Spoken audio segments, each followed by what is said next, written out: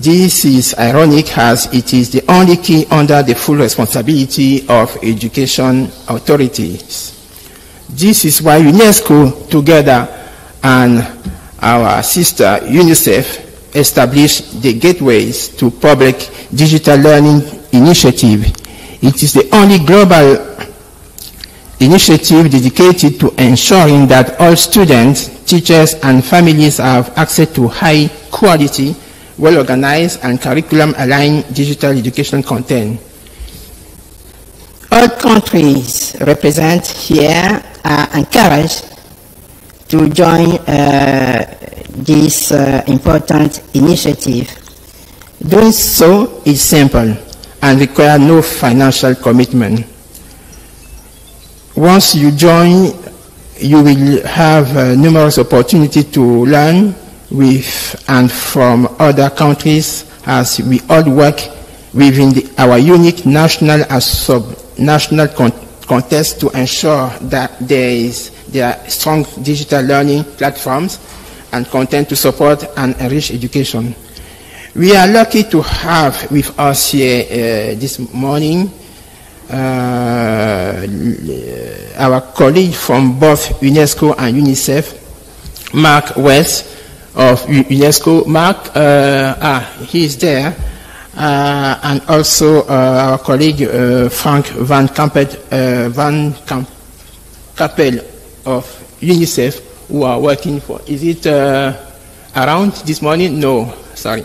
Who are working on it. I encourage you to speak to them about how to ensure your country can benefit from this important initiative. In addition to helping countries unlock the three keys of digital learning: connectivity, capacity, and content, and with special attention to content, UNESCO is also working to set standards, develop policies, and collect and disseminate data to provide guidance and tools to help government and other stakeholders leverage digital technology for education. First, we are working to set global standards on digital education and establish regulatory frameworks that protect human rights. Secondly, UNESCO has been collaborating with governmental ministries and agencies in more than 60 countries, including many in Africa, to support the development and implementation of the national ICT in education policies. Third, UNESCO is collecting data to identify best practices and guide public policy.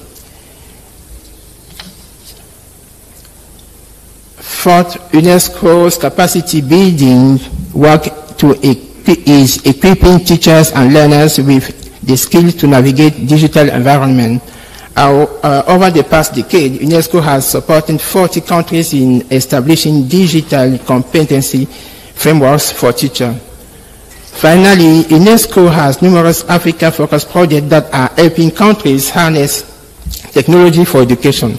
One of these projects is the ICT, Transforming Education in Africa, which has been implemented since 2016, and we are currently working closely with some governments, Namibia, Uganda, and Tanzania, of course, to improve digital education policies, enhance national digital platform, and build teacher capacities to integrate technology in education. UNESCO will host a parallel session during this conference tomorrow in the afternoon to share more about this project, ICT Transforming Education, including the recently released twin artificial intelligence competency frameworks for teachers and students. Finally, I would like to share that UNESCO convenes flagship events such as Digital Learning Weeks, providing a platform to share these insights, foster dialogue, and shape collective action. This year's Digital Learning Week is planned for September 2nd at UNESCO headquarters in Paris under the theme Artificial Intelligence and the Future of Education. And UNESCO invite submission of presentation proposal until 16th of May this month. We encourage your participation and look forward to welcoming you at UNESCO in Paris in September. In conclusion, honorable ministers, distinguished guests, ladies and gentlemen, UNESCO will continue working with countries and other partners to ensure that digital changes to education promote progress towards quality, equitable, and inclusive education here in Africa and across the world. I wish you fruitful discussion at the Ministerial Roundtable and the e-Learning Africa Conference. Thank you. Asanteni sana. Thank you very much, Monsieur Toto, and for those interesting aspects of the work of UNESCO. And I'm sure in the next coming days, participants will take part in some of the proposed programs that you have just elucidated on. This brings us to the opening keynote address. We would like to thank Honorable Professor Mkenga, Minister Mkenga for his introduction and introductory remarks and welcoming us. He's our host, so we really are very, very thankful for that. And to thank Mr. Michel Toto, also UNESCO, a key partner for e-Learning Africa, for their introductory remarks, which sets us up to go into the main sessions for us to discuss. Thank you.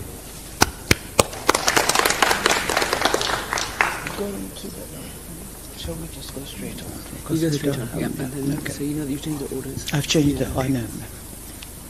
Okay, so we will move to the next section, which is developing skills for the digital workforce. Now, this is an important, often overlooked area for Africa. We are at a very pivotal moment in shaping our digital and economic future. The continent's youthful population is a key advantage. In fact, the only advantage. But only if we are able to equip them with the right skills. And this is what the next session and the speakers will talk about.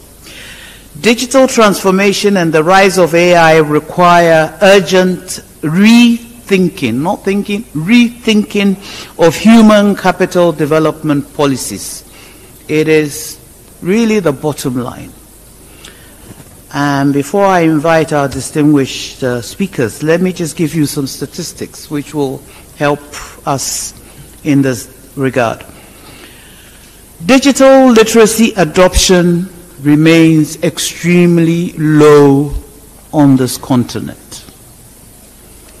In several African countries, Mozambique, 10%, Côte d'Ivoire, 23%.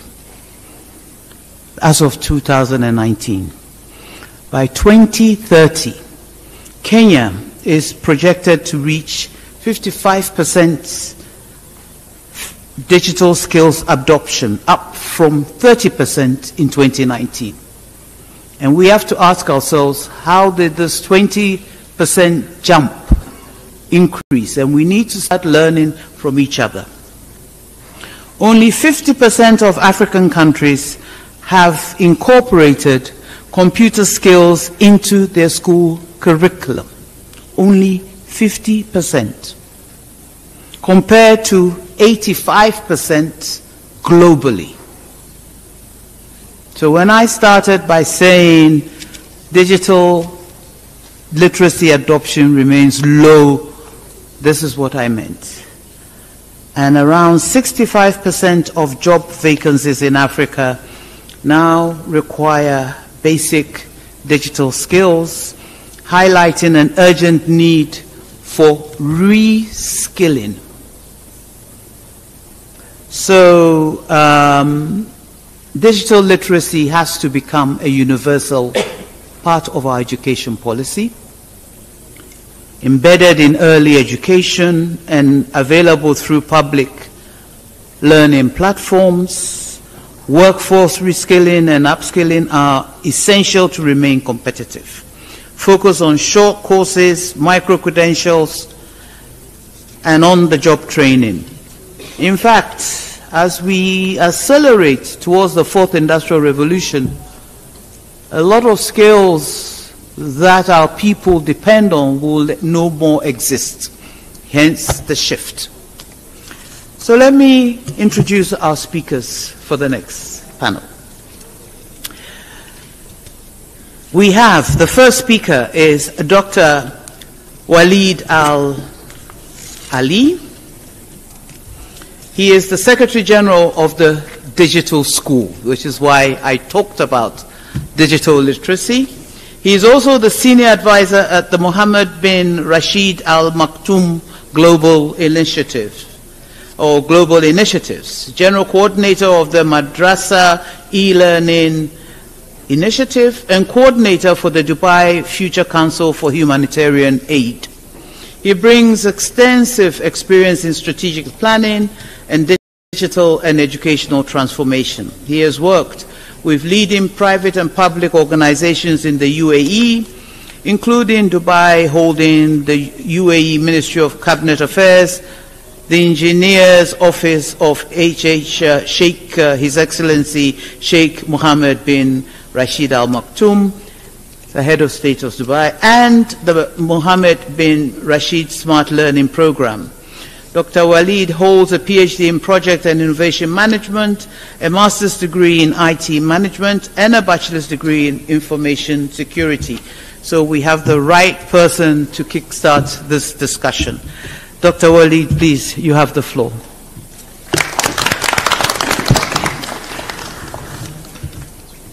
Thank you very much. That was quite an introduction. Your Excellencies, Honorable Ministers, distinguished guests, partners, good morning. Good morning. And I will try to say it right. Habari zi as-subuhi. That's good. So, I passed the first test. It is a true honor to join you today in Dar es Salaam for this important ministerial roundtable. I extend my sincere appreciation to the government of Tanzania for hosting E-Learning Africa 2025 and to the organizers for convening this timely and strategic gathering. We meet today with a clear sense of purpose. Across Africa, a generation of youth stands ready, full of energy and potentials, yet still held back by limited access to relevant education, skills and opportunities. But we also meet at a moment of great promise. From digital innovations, digital workforce, AI, the digital age offers us tools to bridge these gaps faster and more affordably, and more inclusively than ever before. At the Digital School and initiatives of the UAE under the Mohammed bin Rashid Al Maktoum Global Initiatives, we believe digital learning is not a luxury. It is necessity, it is a bridge to hope, to livelihood and to better future, especially for communities that have long been left behind. We are proud that the Digital School is now active in 20 countries across the world, delivering digital education to learners in different settings. But access is just the beginning. Our focus on relevance, on education that empowers learners and leads to real outcomes. That is the vision behind our latest initiative, the Global Skilled Academies, a model we are expanding in close partnership with African governments and institutions. What makes our approach different is that we start with training. We start not with training. We don't want to offer just training programs, but we start with needs of the industry. We provide it through 8 specialized academies. We ask, where are the real jobs? Where are the real needs? And where are the real demands? And we build programs backward from there with employers, sector leaders and local institutions to design skilling pathways that align to real job market opportunities. We already did that, and you will see more details about it in the coming talk. but we build partnerships two-way. We work with partners to ensure youth are trained for actual jobs in logistics, construction, education, agriculture, digital economies, and with knowledge partners to ensure that the content is localized, recognized, and relevant. Always in alignment with government strategies and national vision and priorities. And we do this in the spirit of the UAE's broader relationship with Africa, a relationship not built on short-term, but on long-term partnership, shared prosperity, and mutual respect. Today, I'm pleased to share with you that we are deepening this commitment in collaboration with exceptional partner, the Ataya initiative from the UAE Red Crescent. In just a moment, we will hear from the director of Ataya, who will share more about this exciting partnership, supporting local artists, youth entrepreneurs, and creative economies. Excellencies, we believe the future of education must be bold, inclusive, and deeply connected to real-world economies. If we work together, governments, industries, and innovators, we can equip our youth, not just to compete, but to lead. Let us use this moment to align our efforts and move from ambition to action. Thank you very much.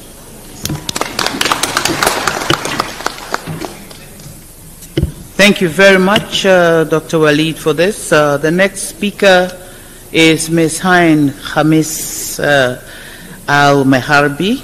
She's the director for the Ataya project that Dr. Walid alluded to in UAE. She is an Emirati leader in the field of humanitarian social work. She's the director of the Ataya project under the Emirates Red Crescent Authority.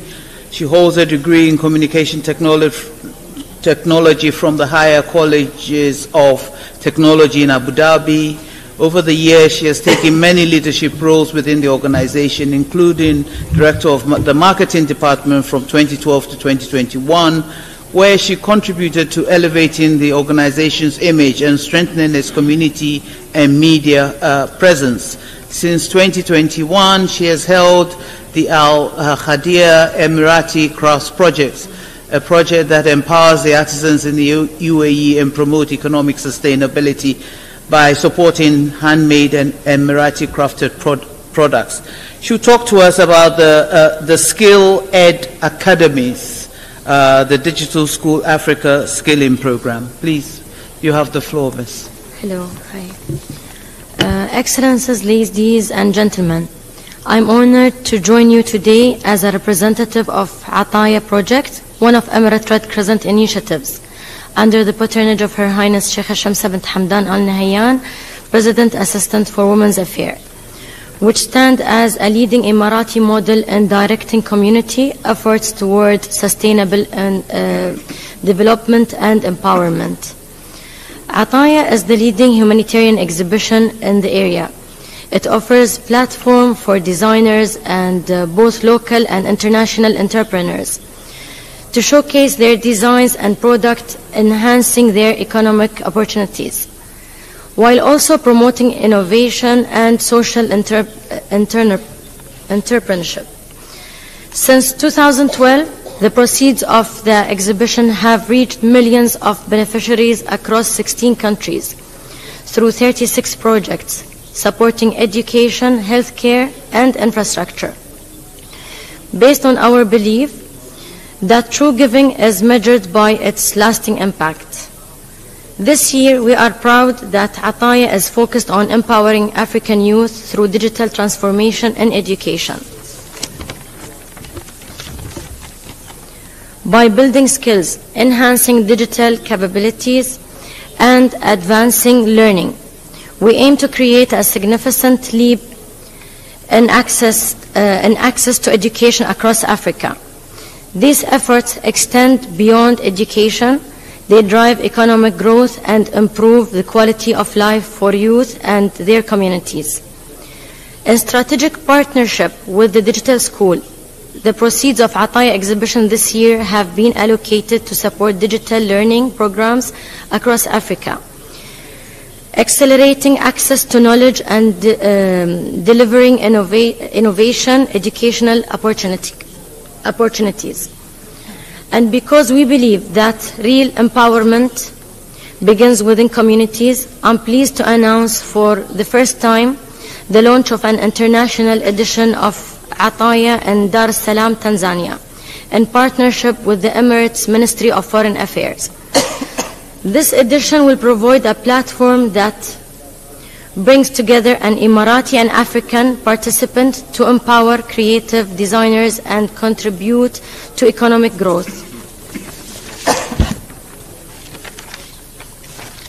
Excellencies, at Ataya we believe that youth are the drivers of change, and investing in their potentials is an investment in Africa's future.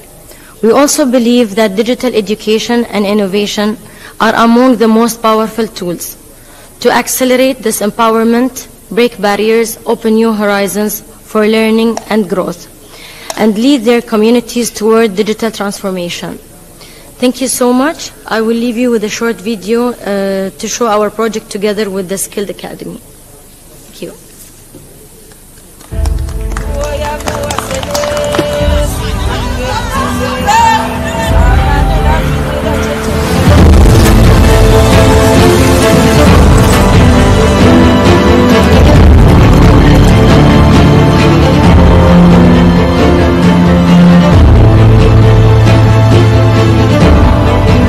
The UAE has become the biggest investor in Africa in the last few years.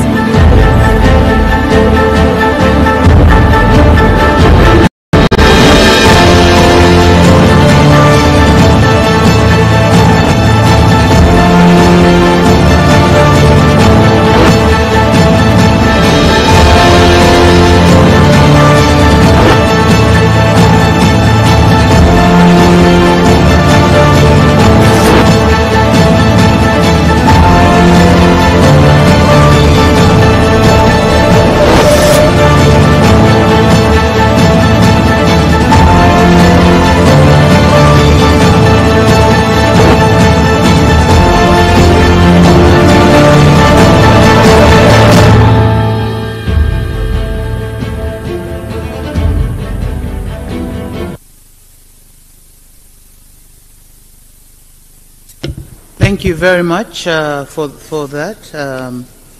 Shall we move on? The final speaker in this session is Dr. Mengestab Haile, the Strategic Advisor for the Digital School UAE and the Skilled Academies. So, Doctor, you have the floor. Thank you. Thank you very much. Yes. Your Excellencies, Honorable Ministers, let me start by thanking the Madam Moderator for introducing this. My sincere appreciation to the organizers of e-Learning Africa and to the host, the Government of Tanzania, Excellency, for convening this timely and important gathering. With over 25 years leadership and operational experience across Africa, including serving as the Regional Director for the World Food Program in Southern Africa, I now serve as a Senior Advisor to the Digital School. I speak not only on behalf of a global initiative, but as an African who has worked with governments and communities to deliver inclusive practical solutions. To begin with, I would like to acknowledge and recognize Dr. Walid Al-Ali for his inspiring presentation and exceptional leadership in guiding both the digital school and the global skilled academies. His work reflects not only a vision for inclusive and impactful skilling, but also the long-standing commitment of the UAE to support Africa's development, not as a charity, but as a value-driven partnership grounded in mutual respect and shared prosperity. Excellencies, Africa stands at a defining crossroads. With the world's youngest population and immense untapped potential, the continent is poised to transform. But this promise will only be realized if we invest urgently, strategically, in our human capital. Most African governments are rightly concerned about youth unemployment, and for good reasons. When our young people have no jobs, national stability and security are at risk. And without skills, there are no jobs. So we must equip our people with competencies to adapt, innovate, and lead a rapidly changing global economy. As Dr. Walid emphasized, the Global Skilled Academies Initiative addresses this challenge head-on. It is built on national ownership informed by local context and designed to link skilling directly to jobs.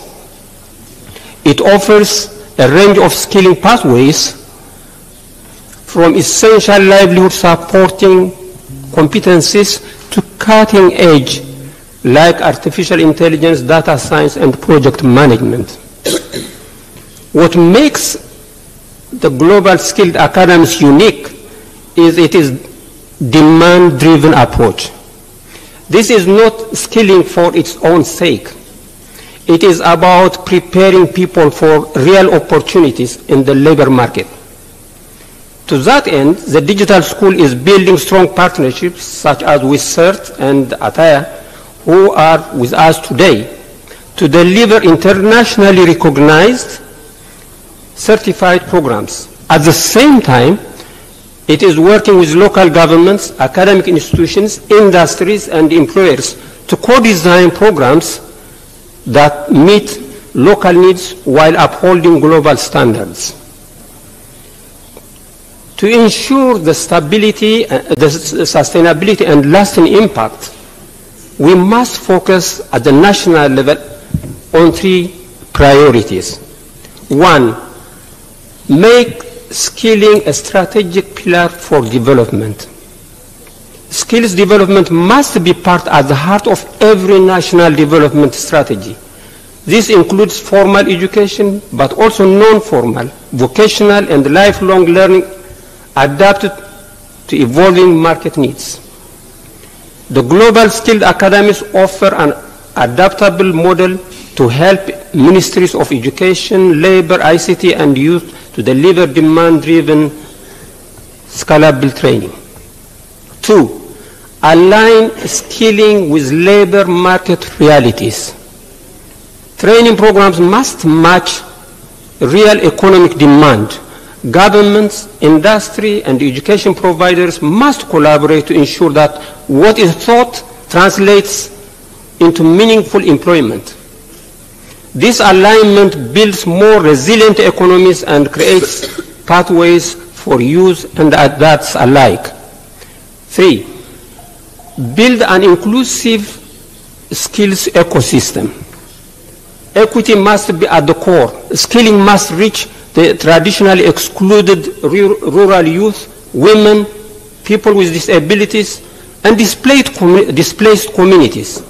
This requires integrated partnerships at local, national, and regional level to deliver impact at scale. Across Africa, numerous skilling and job creation programs are already underway, led by the African Union, NEPAD, ECA, the African Development Bank, and other key institutions.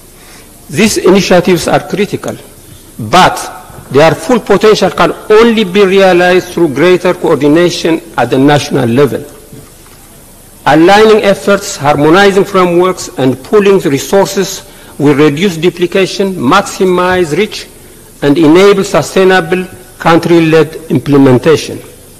The Global Skilled Academies provides a collaborative platform to bring together governments, development partners, and the private sector to build institutional capacity, empower frontline actors, and expand access to high-quality, inclusive skilling. This will require deliberate investment, long-term planning, and a commitment to measurable outcomes. Excellencies, as we chart the way forward, let us embed sustainability, accountability, and long-term impact into every aspect of our national skilling strategies, from design to delivery follow-up. Let us redefine education, not merely as schooling, but as a lifelong journey of learning, earning, and contributing to inclusive national growth, especially as Africa's population expands and economic transition demand agile, skilled workforces. If we act now, we will empower millions with skills that restore dignity and opportunity. We will position Africa as a global hub of talent and innovation. And we will build societies that are inclusive, equitable, resilient, and ready for the future. As we reflect together, I offer 3 questions, honorable ministers. 1, how can we align skilling strategies with evolving labor and economic priorities? 2, what practical mechanisms can strengthen collaboration between government, industry, and educators? 3, and how can we ensure our investments in skills are inclusive, measurable, and sustainable? As Dr. Walid reminded us, the UAE stands ready to partner, and also the digital school. Let us lead this effort with urgency, shared purpose, and a focus on delivering results for our people. Let us ensure that many efforts already underway across the continent converge at the national level to deliver lasting, inclusive transformation. I thank you. Thank you very much, Dr. Haile. And if you noticed, I did not read his bio. I wanted him to speak first. He's a dear brother, a good friend, and a good scientist, an African scientist of international repute. He is globally respected across the world. He's an expert in food security, climate resilience, geospatial solutions, and digital education, with over 30 years of leadership across academia, the international organizations and systems, and public-private partnerships. He holds a PhD in metrology from the University of Reading in UK. Dr. Haile currently serves as senior advisor to the digital school, and I think he's the best place to do that, and the Global Skilled Academies of UAE, where he leads Africa-focused efforts in digital education, skills development, and youth empowerment. He works closely with the Africa Union and AUDA and NEPAD to align education and rural transformation initiatives with continental priorities, fostering strategic partnerships that deliver impact at scale. He was formerly the regional director for the Southern Africa region at the UN World Food Programme, and Dr. Haile led cross-sectorial initiatives of food systems, climate-smart agriculture, and geospatial technologies, including the rollout of solar-powered energy hubs, supporting digital learning and livelihoods in underserved communities. Through his extensive network with African governments, the African Development Bank, Afri-Exim Bank, and other institutions, he champions evidence-based policy-making and innovative financing to accelerate Africa's digital and sustainable transformation. So I think that the digital school is very lucky to have a very learned African working with you. Thank you very much. So, I think Dr. Haile posed some very important questions, and I think this will be something that our next speaker should pick up on. But before she does that, I just also want to add my own questions. In an AI-enabled world, you need certain technical and data skills, and we'll hear all of that later. But I want to talk in particular about, are there any schools or higher education institutions that are providing these kinds of courses, like programming and software engineering, data analytics and statistics, machine learning and development, cloud computing and infrastructure management, big data? Do they know how to use big data tools? Which universities are those? And can we in Africa seriously think that we're going to be able to leapfrog when we don't have the stepping stones? So with that, let me call on my sister, a very good sister, Her Excellency Ambassador Rudo Chitika is the Permanent Secretary in the newly established Ministry of Skills, Audit and Development, and which is always very fascinating to hear and forward-looking in Zimbabwe. She has held senior management positions in government, civil society, and international organizations, including being Permanent Secretary in the Office of the President and Cabinet, Ministry of Women's Affairs, Community, Small and Medium Enterprises Development in Zimbabwe. As Ambassador of Zimbabwe to France, Spain, Portugal, and the Vatican, and permanent representative of the member of the Executive Board of UNESCO and UNWTO. She's currently a member of the Governing Board of the UNESCO Institute for Lifelong Learning. She's a policy, gender, and development expert with over 30 years' experience in strategy and program development and management in the fields of adult education, gender mainstreaming in development, and gender mainstreaming in development programs. She has regional experience in adult education, institutional capacity development, and women, peace and security. And she's developed programs to strengthen capacity of women's voices, women's rights in organizations and civil society, in post-conflict programs and policy development, and holds a master's degree in policy studies, a postgraduate qualification in adult education, and a degree in sociology. Distinguished participants, honorable ministers, let me introduce Her Excellency Madam Rudo Chitika to comment and be the commentary for this session on lifelong skills. Madam, you have the floor. Thank you so much, Ida.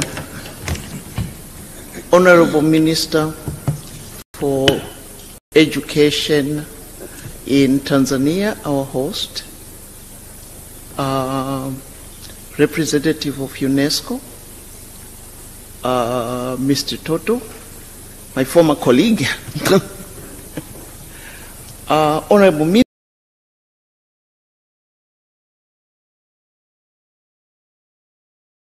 Ministers here present,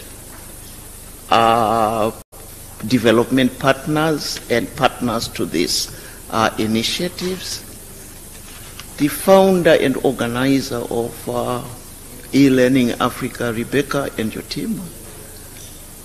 Ladies and gentlemen, good morning.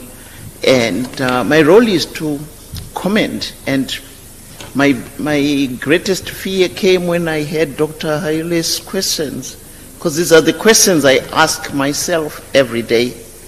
And I try to ask these questions on how can we align skills to government strategies. And whenever we look at strategies and policies that come every day out of different ministries, we always check for the section that says skills, and we find skills are not there. There is a big section on resources, the budget that we require for doing different things. So the whole area of skills development has not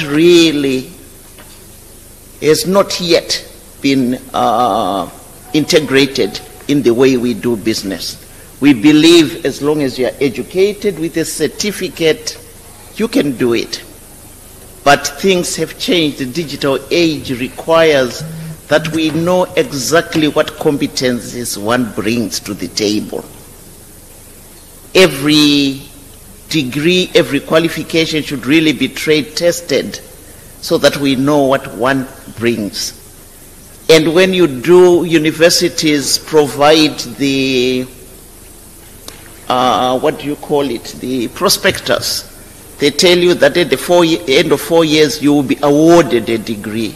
It does not specify that at the end of the 4 years you will have the following skills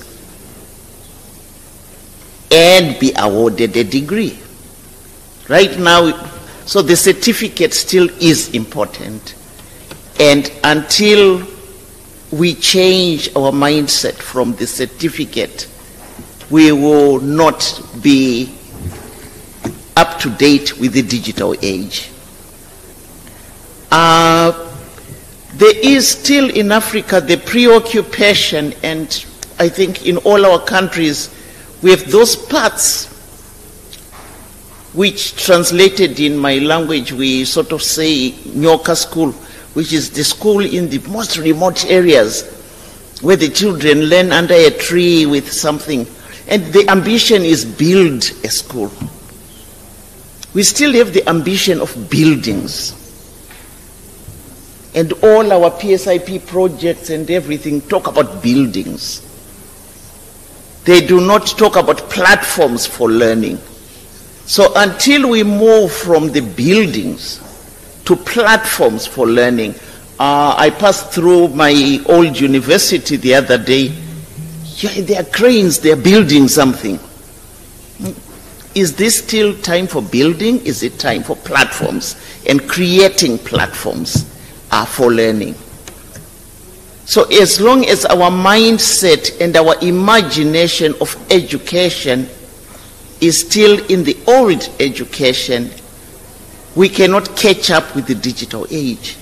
Because that mindset also talks about a 4-year process of changing curriculum or developing a new course.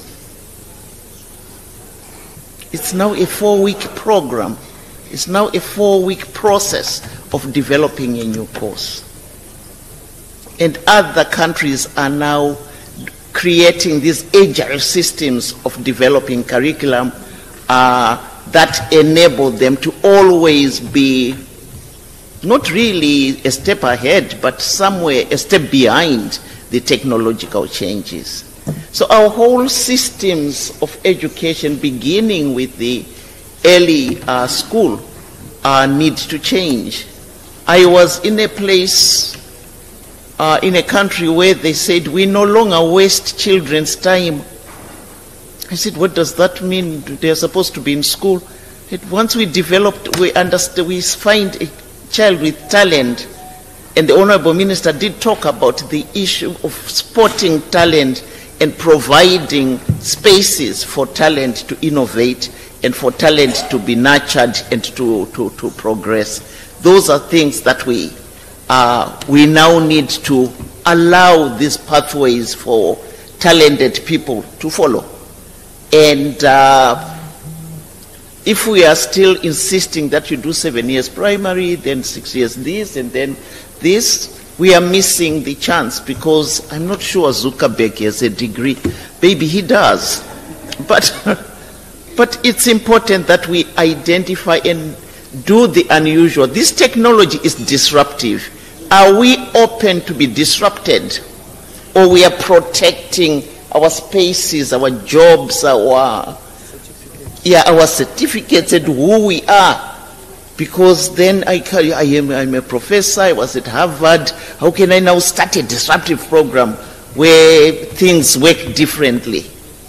And I think that is one of the key challenges that we have as policymakers. And then when you look at education, in the past, education talked about youth, and we still include and emphasize on youth in our speeches. But now we all have to look at lifelong learning. We are now all learners. And until we also see ourselves as learners, we will continue to look down on people and think of them as beneficiaries. But we are all supposed to be upskilling, reskilling on a lifelong basis. Our institutions need to provide us those spaces and those opportunities for learning. And therefore, learning is no longer just for education, it is to adapt. Last week we had a meeting on jobs of the future and looking at the impact of AI.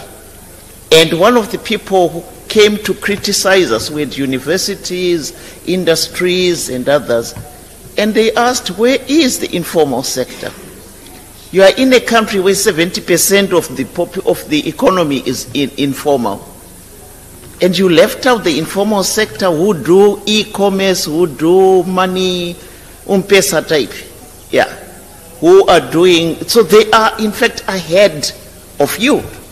And until we discover and create platforms and products that cater for the different constituencies in the countries in terms of the digitalization, we will continue to remain behind and then revert to a comfort level of primary school, higher education, and all that. You have talked about the issues of data availability, the issue of content, the issues of electricity. But now with renewable energy, some of these excuses are falling off. Now the competition, in my country now we have Starlink, and all of a sudden villagers have solar panel, Starlink panel, and data and internet. Is it just for entertainment to listen to YouTube videos, or it is now for economic development, for social development and awareness?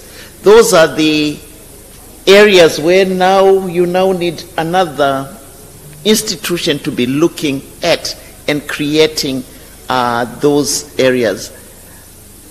There are now universities that are training in these big things of computers, machine learning, AI, and people now have degrees in AI. Where we were last year in Rwanda, there are many Zimbabweans who are doing master's degrees in AI. And so there are quite a number of universities all over the world. Some are introducing it as recent, but it's at university level. Before then, you don't hear AI. So the problem is, it should start at the primary level in computer learning and all that. And then you do the degree.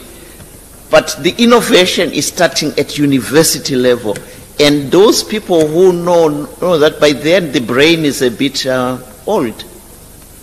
The brain starts early. And so the introduction to computers, the introduction to digital learning needs to start very, very early, from an early age. And investment, rather than creating a building, we could buy many computers and introduce platforms of learning. I think one of the areas that we also need to look at, and I am glad there was the proposal that we really need regional cooperation. Yesterday, I think it was the president said Europe is now going to attract tech experts free visa, free ticket, free everything for tech experts. Said, because China is, the only reason why China beats everyone is China is tech. All the scientists we have in Africa can be found in one village in China. So the capabilities and the competencies needed are abound. And that's why America can never compete. So the Europeans have said we are going to do tech visas. I was in Turkey and they are doing tech visas. So the Africans are going to leave. Which country is attracting Africans with tech visas and professorships and all that to come? And we need a hub in Africa for this innovation and to strengthen our own tech abilities. Maybe not for the whole continent, but even using our regional economic communities. We need to really develop strategies where we have a hub and where we can begin to attract. I'm sure people would love to come to countries in the sun where there are wild animals, people are polite, and this is heaven. And we should be able to attract people to come from all continents of the world. And I think the biggest challenge is among us educators. What we learned before has changed. What we learned in terms of organizing education has changed. We need to accept it and begin to look at different ways of organizing education. The children we have in school today will be in jobs that do not exist at the moment. And so our knowledge is now just to competence we need is to facilitate. And this competence of facilitator is the hardest to create, to acquire and to have. So this is a challenge for us all, but we really need to work together as a region to benchmark, learn from each other, sit down with each other and change, because if we are going to wait, we will continue to be consumers of technology, and the consumer of technology has no place at the table. Yeah. Thank you so much.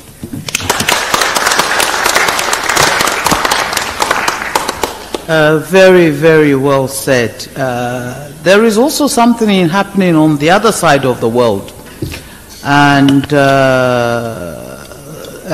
that is also very real as a result of this whole digital skills base.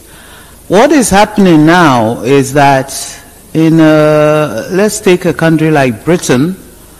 You don't have physical banks anymore because everything is online. And the jobs that these high-end financial services have, they offshore to India because it's cheaper. It's cheaper to have a data analyst based in New Delhi than it is to have a data analyst from the UK.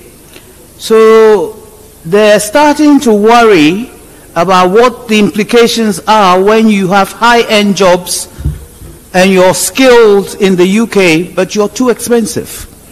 So this is what the industrialized world is facing right now, whereas we are starting from the bottom of the food chain, so that there's going to be some kind of a tectonic shift in terms of some of these things.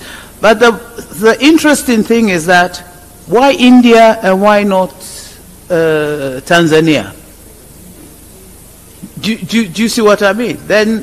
So this is where Africa should be, its mindset should be, that we should be creating a workforce that can serve the rest of the world, because there's going to be a shift. And that is where the vision of education has to be. It's not business as usual. But it is the work of tomorrow that our educational systems have to address. And that is the bottom line. The gig economy is here. The gig economy is here, yes. And we now have to educate for the gig economy, not for these jobs with business cards. And Okay, thank you very much for this interesting session. I would like to bring this to a close, and we break very briefly for coffee and refreshments and tea. And I've just been informed that MRT, those with MRT badges will go to the Kilimanjaro lounge upstairs. For coffee? Yes. Do you want us to continue, Rebecca? No, let's go to... No. I thought the coffee was outside. No, they were saying we'll go for... Yeah, okay. But if it's outside, it's all the better. So we'll be back exactly 11:15 to continue. These are very, very crucial topics, so we need to go through them, and we need to be back punctually. Thank you very much.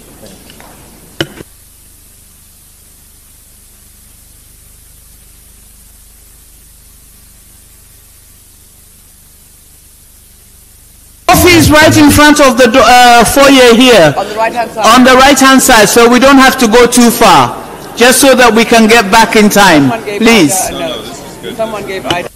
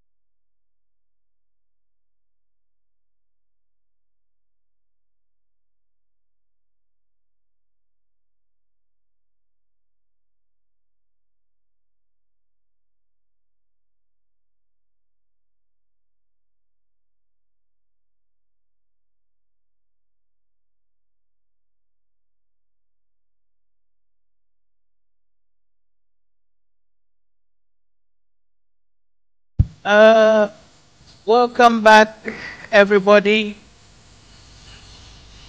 Thank you for sticking to time. We're a little bit behind, but we'll make up for that. The next session is extremely important also because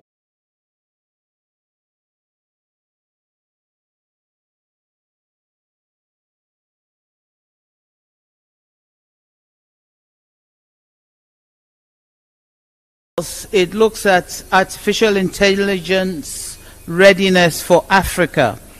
We know how this is transforming the future of work. We've already alluded to that in the skills development aspect.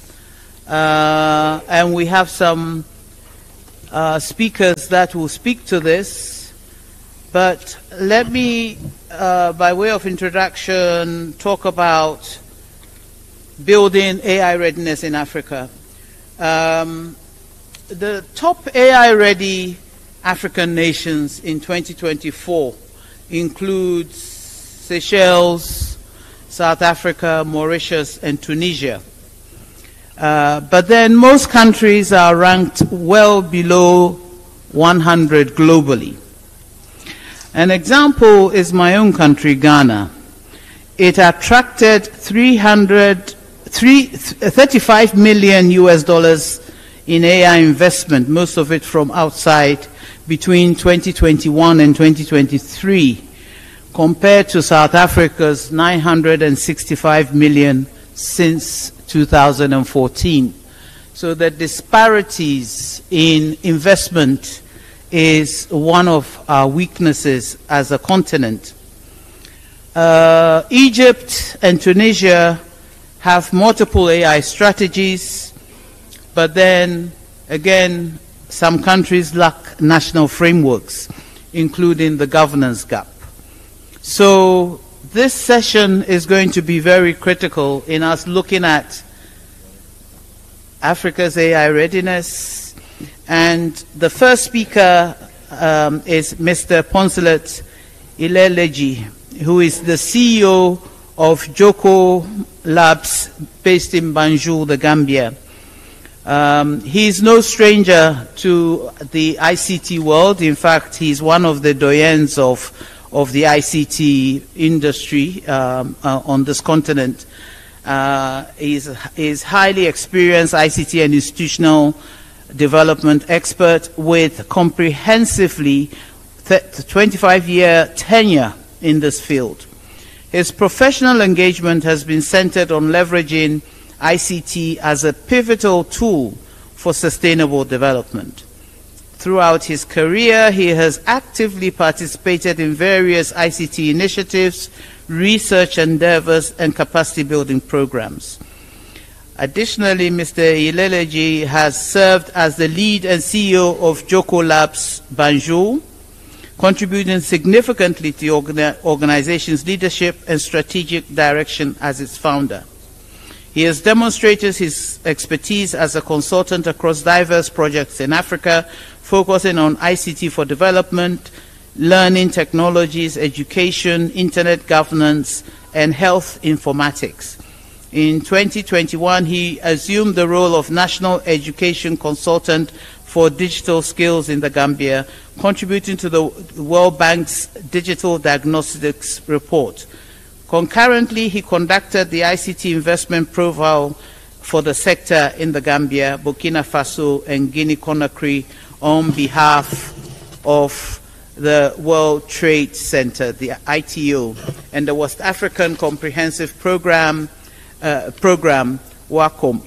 However, he's served as the country coordinator for the World Bank Links Program in Banjul from 2001 to 2005, a World Bank-funded initiative showcasing his sustained commitment to advancing all these initiatives. Please, Poncelet, you have the floor. Thank you very much, Ida, and honorable ministers and delegates to the 17th e-learning conference in Dar es Salaam, Tanzania. First, I would like to just make a comment on what Ambassador Mabel Chitinga said earlier on in terms of capacities and skill development. And I want us all critically first to look at the African Continental Free Trade Agreement. It came into effect in 2021, and if we look at what is going on in the continent today, and we look at our union, since it became a union in 2002 in July, from the OAU to the African Union by Thabo Mbeki, and you look at today, what has really made us digress has been lack of free movement of our people. Nations that are leading the way in AI readiness today are those that have opened up in Africa. Kenya, Rwanda, free movement. Once we have free movement of people, our Gen Z population will be the catalyst of growth. And that is why I've tied my presentation to AI readiness and the Africa we want, aligning with the African Union Agenda 2063. I will start by saying, let us look at how many African countries are 100 years plus today. We have Ethiopia, 1980 BC. Then from there, we have Liberia, 1847, which has digressed because of political instability. Then we have South Africa, 2010. Then we have Egypt, 1910. And then we have Egypt, 1922. So you look at only 4 African countries are above 100 years old. It says a lot. Our African Union in 2063 will be 100 years old. Most of us here won't be around at that time. It will be our children, some of us our grandchildren, that will be steering the affairs and will be running this e-learning Africa. So we have to really look at where we are coming from and look at that as our union is looking at seeing what will happen in 100 years' time. Our thinking and our mindset should reflect that aspiration. So let us look at the context of where we are. Africa stands at a pivotal moment in leveraging artificial intelligence, AI, to drive socio-economic transformation in line with the African Union Agenda 2063, a strategic framework aiming for prosperous, integrated, and peaceful continent by 2063. And one of the first aspirations of that agenda is a prosperous Africa based on inclusive growth and sustainable development. And it ties with the goal 2, which is education. So you'll see we are not far-fetched in what we do. What we have failed to do is that we have very great policies within the African Union, and we never implement them or domesticate them at a national level. So I will look at first the key aspirations: inclusive and economic growth and sustainable development, good governance, democracy, respect for human rights, peace, security, and a strong cultural identity, empowerment of women and youth. We look at today, Zimbabwe, for example. We have Christy Coventry. People forget she's now leading the OIC, the International Olympic Committee, IOC, the first woman and first African and most successful African Olympian. And we look at what Zimbabwe overall has done within the SADC region in terms of education. You can compare it to what Sheikh Anta Diop University has done with education in what was then colonial West Africa, and Makerere, what it has done. So when you see all these 3 universities I've mentioned and you relate it to now, you discover that our young people are not really allowed to move. And when they are not allowed to move, we stifle innovation, we stifle growth, and we lack the number of teachers, because teachers from Ghana can be today helping people in Djibouti, in Somalia. If there's Portugal has Estonia, they have become digital nomad countries because they are able to attract people from all over the world, especially the European Union.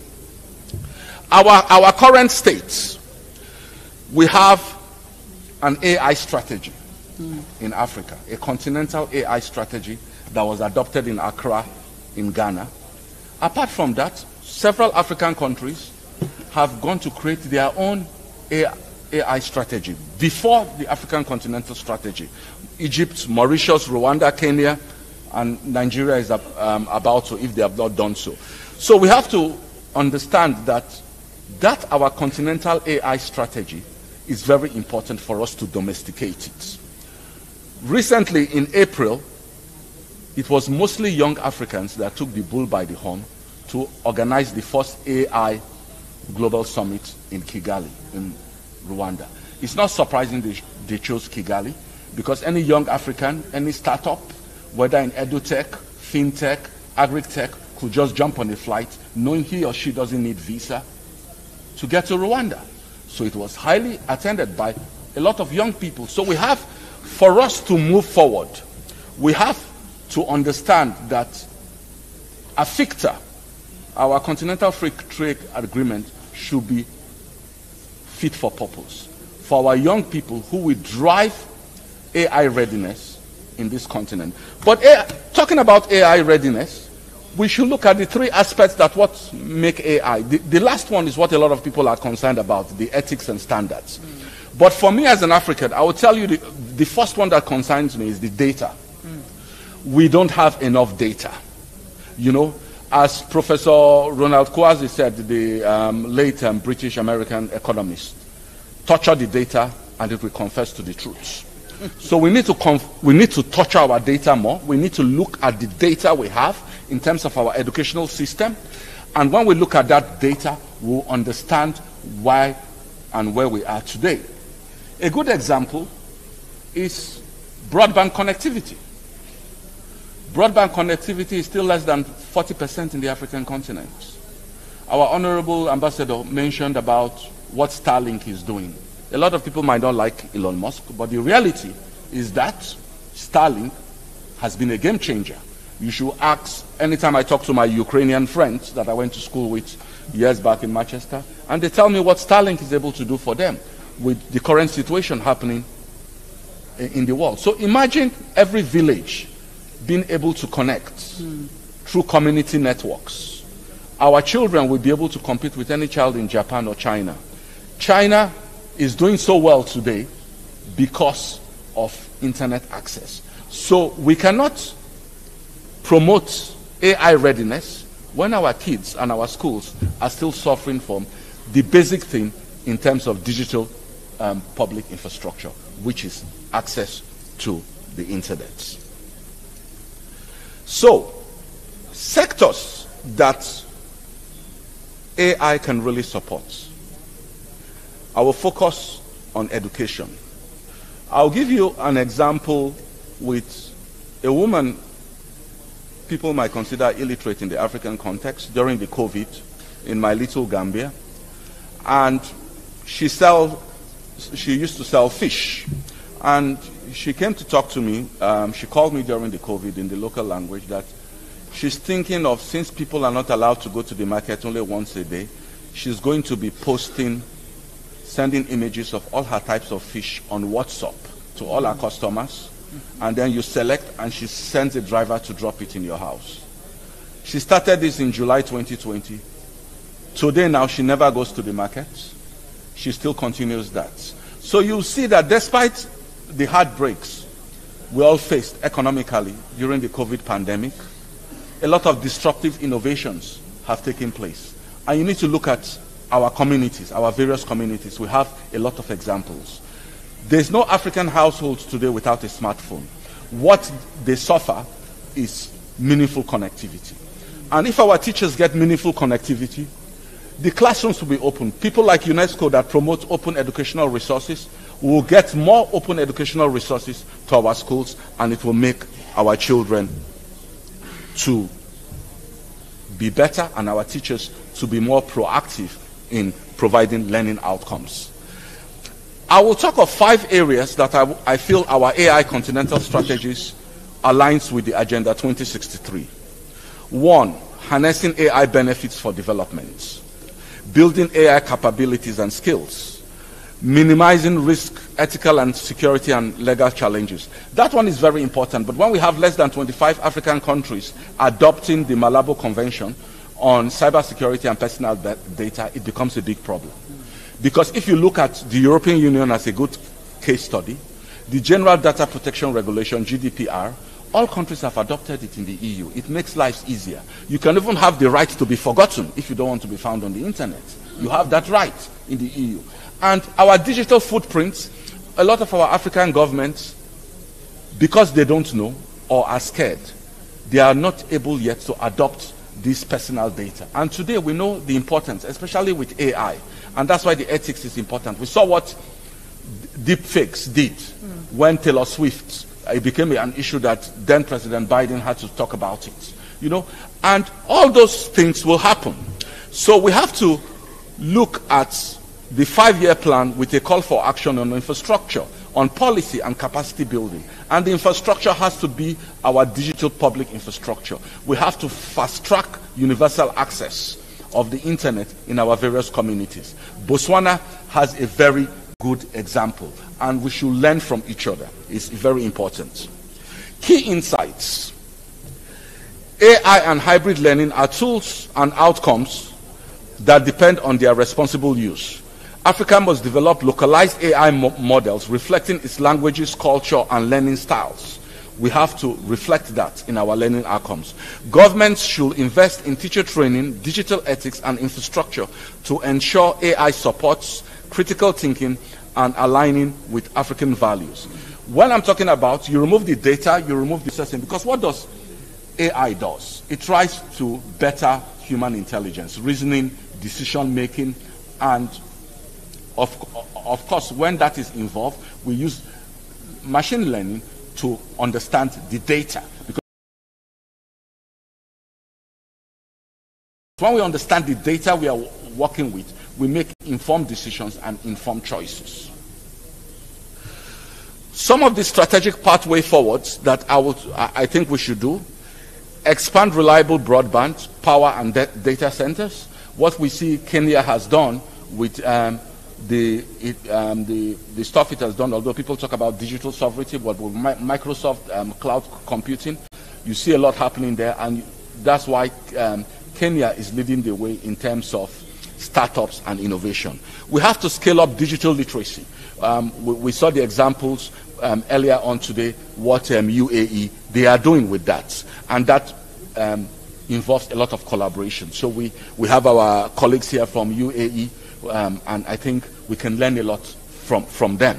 We have to strengthen our governance, and that is adopting the Malabo Convention. Sometimes it's hard, but you look at it. I always tell my African colleagues, especially our ministers of digital economy that don't adopt it, I said, all of us indirectly, we adopt GDPR.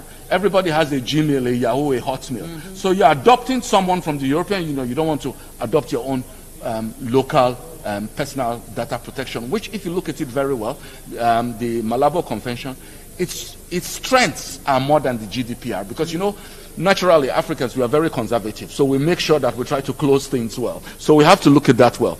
We need to foster collaboration, and that is why I talk about AFRIKA. We should really try to promote visa-free policies within ourselves, and it will make our young people, you know, I look at young people trying to do stuff around the continent. One thing that has stifled them, it's easy for them to become digital nomads in Estonia or Portugal than being a digital nomad in Mozambique or even Tanzania, because of our robust visa policies that doesn't enhance free movement of people.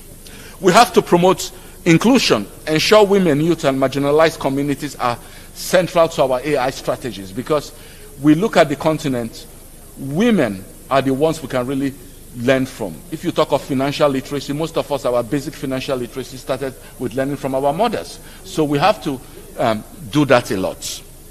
In conclusion, I will say, an Africa where AI accelerates inclusive growth, empowers citizens, and preserves cultural heritage, realizing the aspirations of Agenda 2063. We should look at that agenda very well, and our call of action should be African nations must take ownership of their digital destinies, invest in local talent, ethical AI, and collaborative innovation for a prosperous future.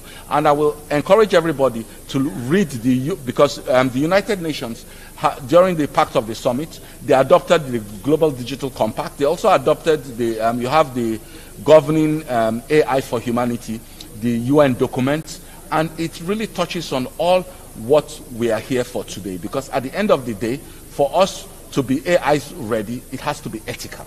And once we really study what is the ethics of living within this technology world that we also live in fear, we will know that we can improve the learning outcomes of our teachers and our young people. Thank you very much. Thank you.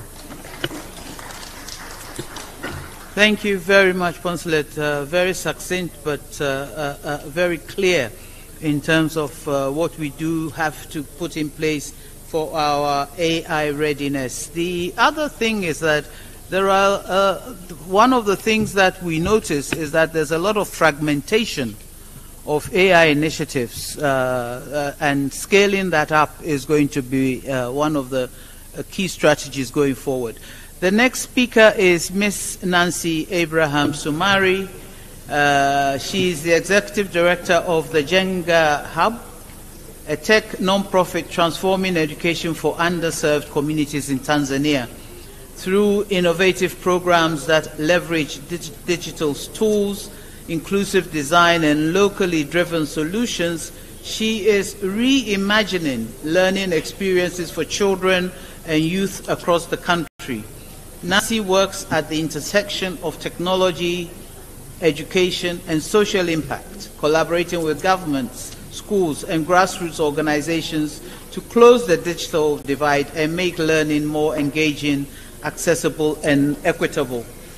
Nancy, you have the floor. Thank you so much. Honorable ministers, esteemed distinguished leaders, esteemed colleagues, it's a profound honor to speak before you today on a subject that not only defines the future of education, but I think will determine the future for our children. Artificial intelligence holds promise to redefine how education is delivered and it's experienced. But let us be clear, the impact of AI in Africa will not only be determined by algorithms or devices. It will be determined by us. The choices we make about inclusion, ethics, and ownership. Africa is the youngest continent in the world. More than half our people are under the age of 20, and we live in bustling cities, and we live in remote villages. We learn in more than 2,000 languages. Some of us walk miles to reach to school, others in silence because some of these technologies may not necessarily speak our language. So when we speak about AI in education, the question is not only what AI can do or technology can do, but it will be about who it sees, it will be about who it listens to, and who it leaves behind. Let me begin by where we see this promise. In Tanzania, our team at the Jenga Hub has developed the Kalimani app. It's an AI-powered tool that uses animations to translate text and speech into Tanzanian Sign Language. It gives deaf children access to foundational literacy in our own language, and therefore this is not just about innovation, it's about dignity. We've also seen platforms like Smart Class that's piloted here in Tanzania, and it adopts how students respond to math and science questions, and it allows our teachers to understand not only how the students are learning, but how it is that they're experiencing the academics.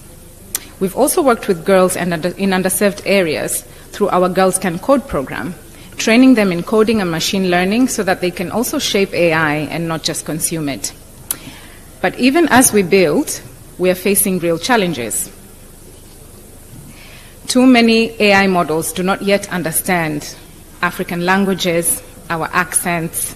Many data sets used to train educational AI exclude African children altogether, for example. We risk building tools that reflect someone else's idea of what we can and should learn, not our own. Too often, our infrastructure doesn't necessarily match our ambition. Internet gaps, device shortages, digital tools just still don't reach the last mile. And then there's the question of data. Who owns it, who protects it, and who benefits from it? So then how do we move forward? I offer these three principles here today. First, localization.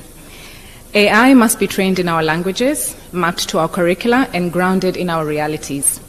Tools like Kalimani and also those that are owned by the Tanzania Institute of Education's digitization initiative are showing that this is possible. Second, inclusion by design. We must not just build for our learners, but with them. Children with disabilities, girls, rural students, let's let them test these tools. Let's let them help design them. That's how we will create technology that serves everyone.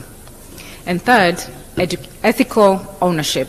Our governments will lead, but not just as users, but also shapers of AI policy. Partnerships with institutions such as the Commission of Science and Technology here in Tanzania and community innovations hubs remains essential to build continued trust and long-term value. So AI will not just positively transform education in Africa, unless we make it so. But if we act with intention, with wisdom, courage, and compassion, we can create a future where every single learner is seen, heard, and empowered. So let's not settle for just catching up. Let's lead. Build an artificially intelligent Africa, shaped by our African values and powered by African innovation. I thank you so much. Thank you very much, and we look forward to seeing some of the work that your Jenga Hub is doing, and congratulations. This is very impressive. The next speaker is Dr. Heba Saleh, Chairwoman of the Information Technology Institute of the Ministry of Communications and Information Technology in Egypt. She is, the ITI's mission is to develop human capital to actively contribute to the Egyptian ICT sector as well as the international market. This is the result of extensive experience she has gained in the field of human capacity building and development. Ms. Saleh holds a Dr. Saleh holds a bachelor's degree in engineering from the University of Cairo, a master's degree in computer science from the University of Louisville, USA, and a PhD from the University of Sunderland in the UK. From the course of 20 years of successful professional experience and as a key contributor in the field of human capacity building and development, she has played a pivotal role in the design, formulation, and implementation of several national strategies for capacity building in the ICT sector. At the African level, she is one of the first leaders in the sector to pursue strategic cooperation with African countries through the establishment of mutual partnerships. This was carried out within the framework of preparing and qualifying human resources and enhancing the capacity of African governments. She is a member of the Computer Science Committee of the Supreme Council of Egyptian Universities. She has published numerous research and scientific papers in the field of business intelligence and data mining, with a focus on capacity building frameworks and models. Please, Dr. Saleh. Thank you, Dr. Ayn.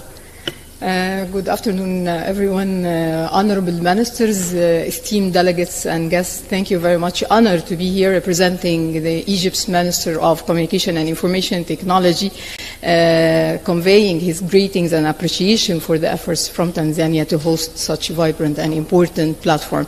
Personally speaking, I'm happy to be with you today for 3 reasons. First, this is my first time in Tanzania. It's such a beautiful country. I've been always looking for visiting this. First time for be a part of eLearning Africa, the biggest, vibrant, energetic platform for e-learning. Thank you very much. And really thrilled to share with you, after the 2 sessions that I've attended so far, what I would call from inside the kitchen, what we are doing when we are talking about AI learning journey, what we are doing in Egypt, and how we managed to woven AI into concise and practical training skills that pave the road for impact that could be assessed in terms of employment. And when I'm talking about employment, I'm talking about classical employment, I'm talking about online and gig economy, I'm talking about MVPs that pave the way for the next generation of entrepreneurs. So how we manage at ITI to weave this AI big buzzwords and talks and initiatives and policies and to turn it into action to really address the answers of the questions of AI impact on job market, what kind of skills we are talking about, how change the level of competences for our youth, and of course, as a learning institution, how we are embracing AI as a part of our learning. It's not only teaching AI, it's a part of changing the equation that will empower us not only to embrace a new trend, the fancy talk about technology, but to prepare for the next generation who is looking for a new kind of learning journey.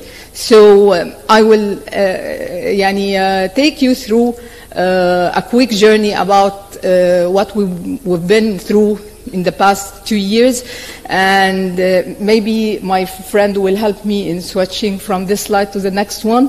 So before diving into the details of the journey itself, this photo is representing a quick glimpse about ITI, which I'm honored to be a part of. And I decided to put on the same uniform so that you can recognize me. This photo is about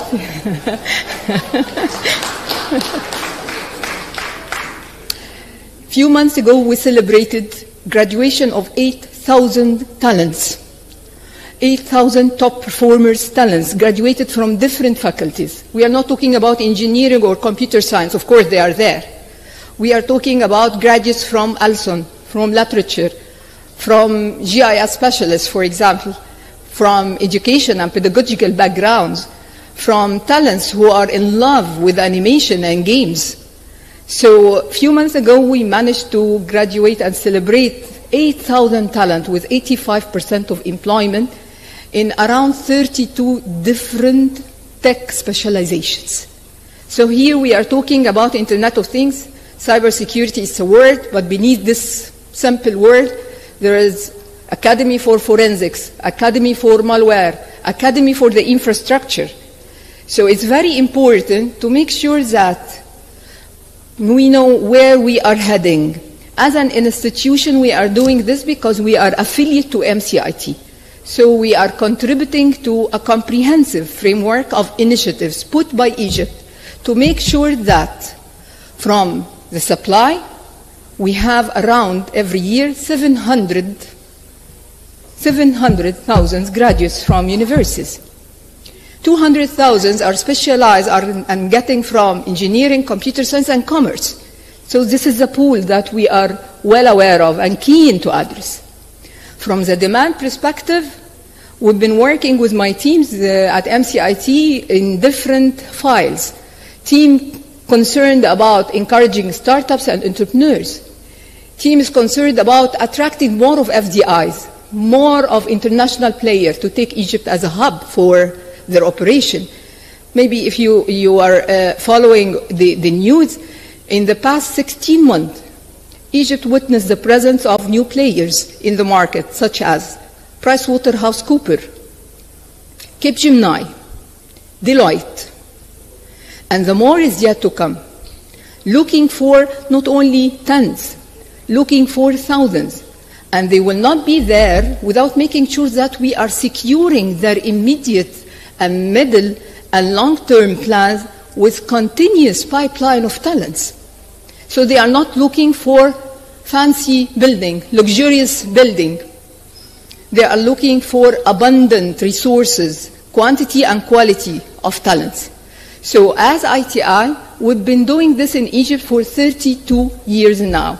Our establishment back to 1993.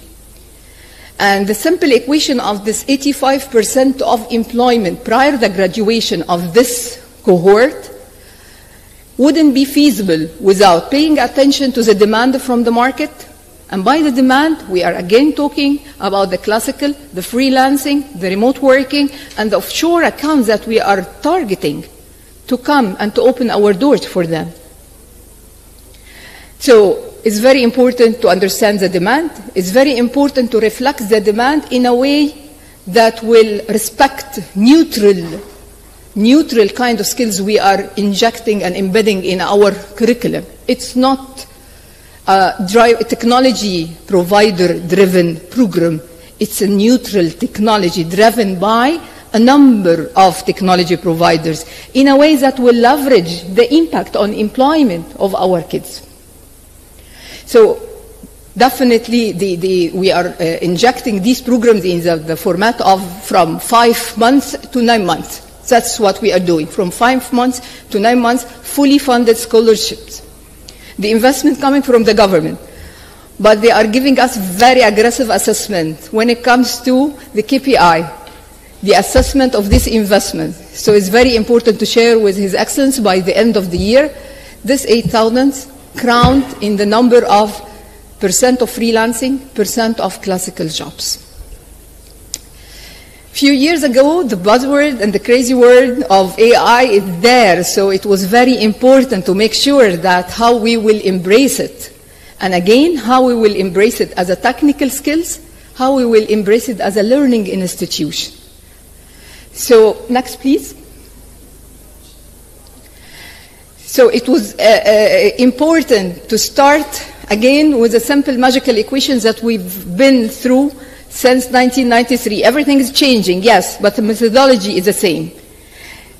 Starting with the programs, it's very important to know that AI is not one size fits all.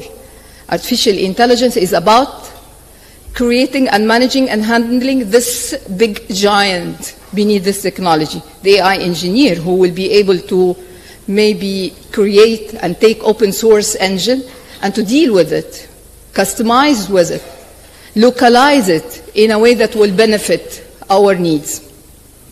But it's not them. It's not AI engineer only. AI is intervening in the other job profiles like GIS specialist, like instructional designer specialist, game designer, developer, Java, .NET, open source. All of them needs to pay attention to what kind of skills we need to inject.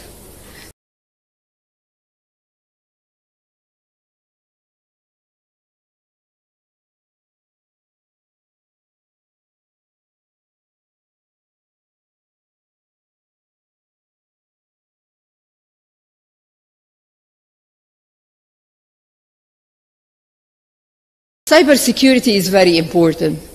So it takes a lot of time when it comes to planning. But we accepted this 80-20 magical rule. Let's move on, because technology is not waiting for us.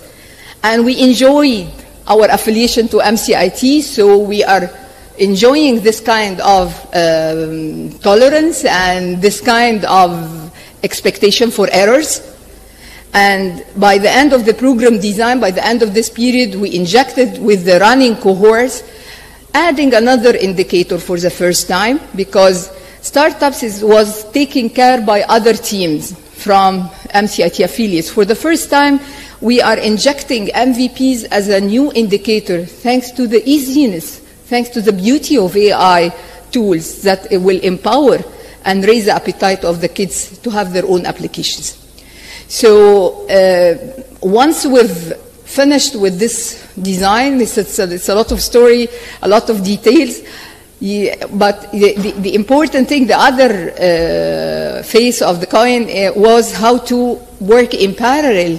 Technology, again, is not waiting for us. In Egypt, we are talking about 700,000 graduates.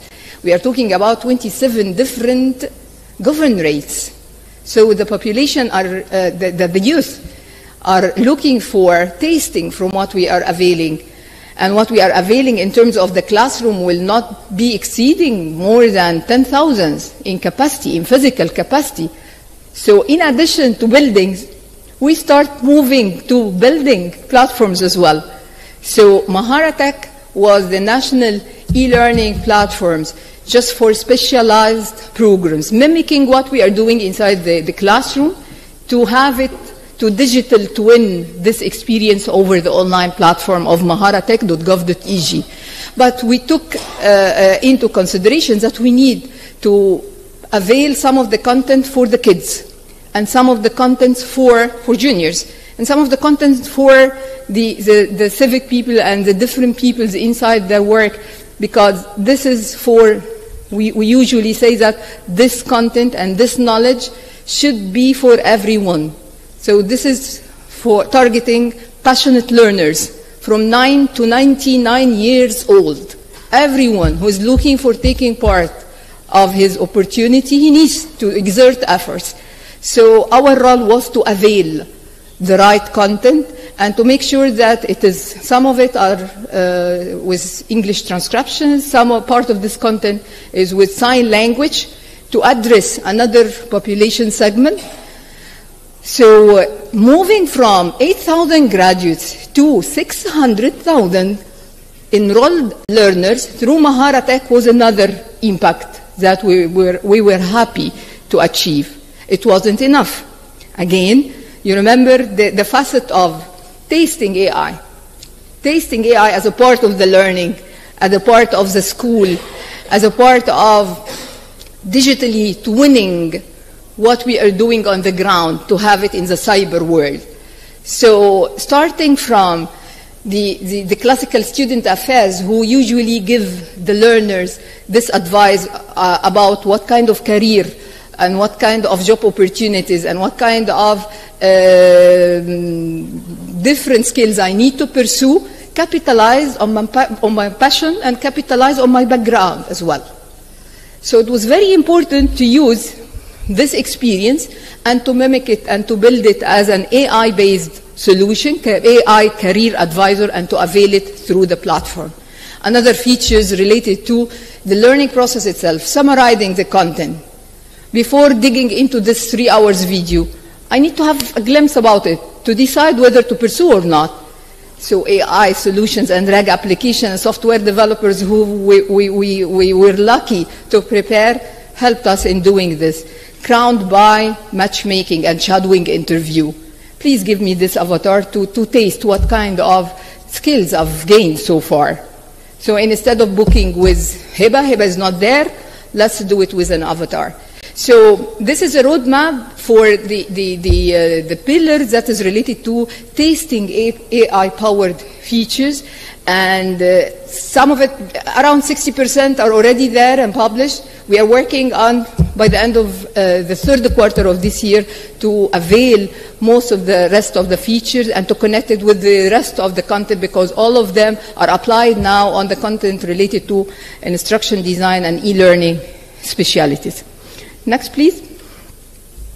No, yeah, I think I'm out of time, running out of time now, so I will leave you with a call for action. From what I've heard so far, I think the whole world is suffering and talking about the demographic population crisis.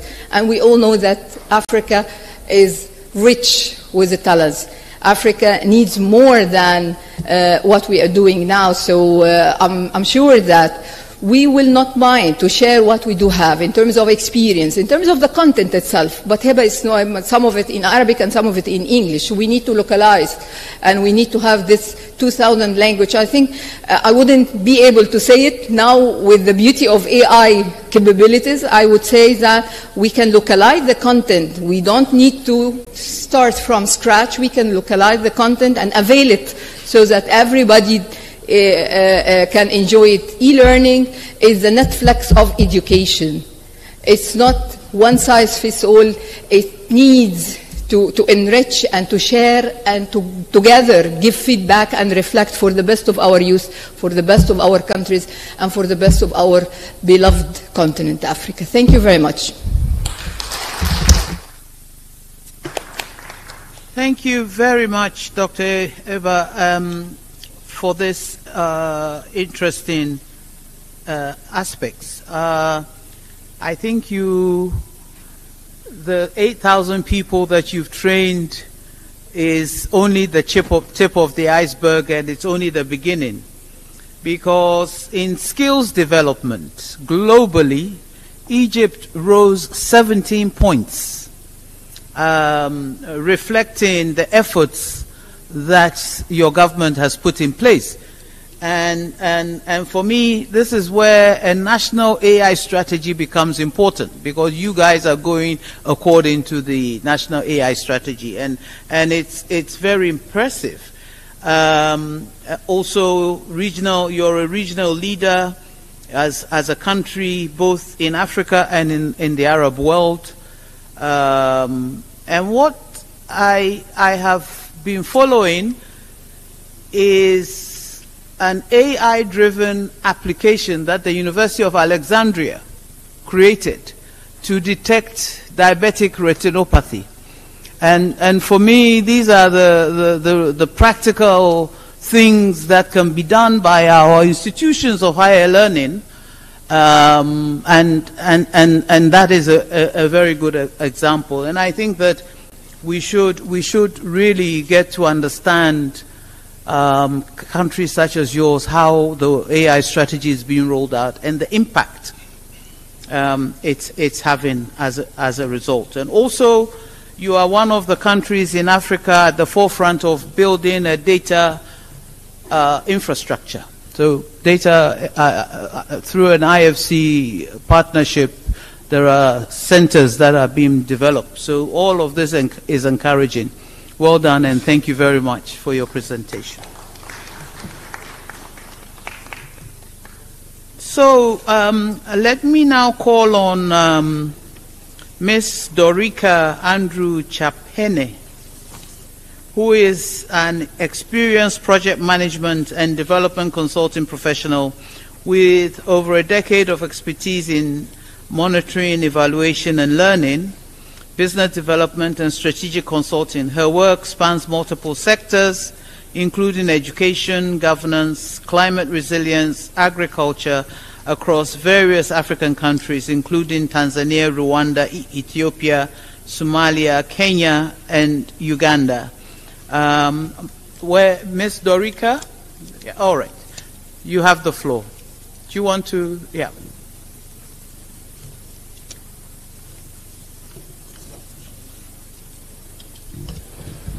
Thank you so much for such an opportunity, and I would like to also thank the former presenters on AI.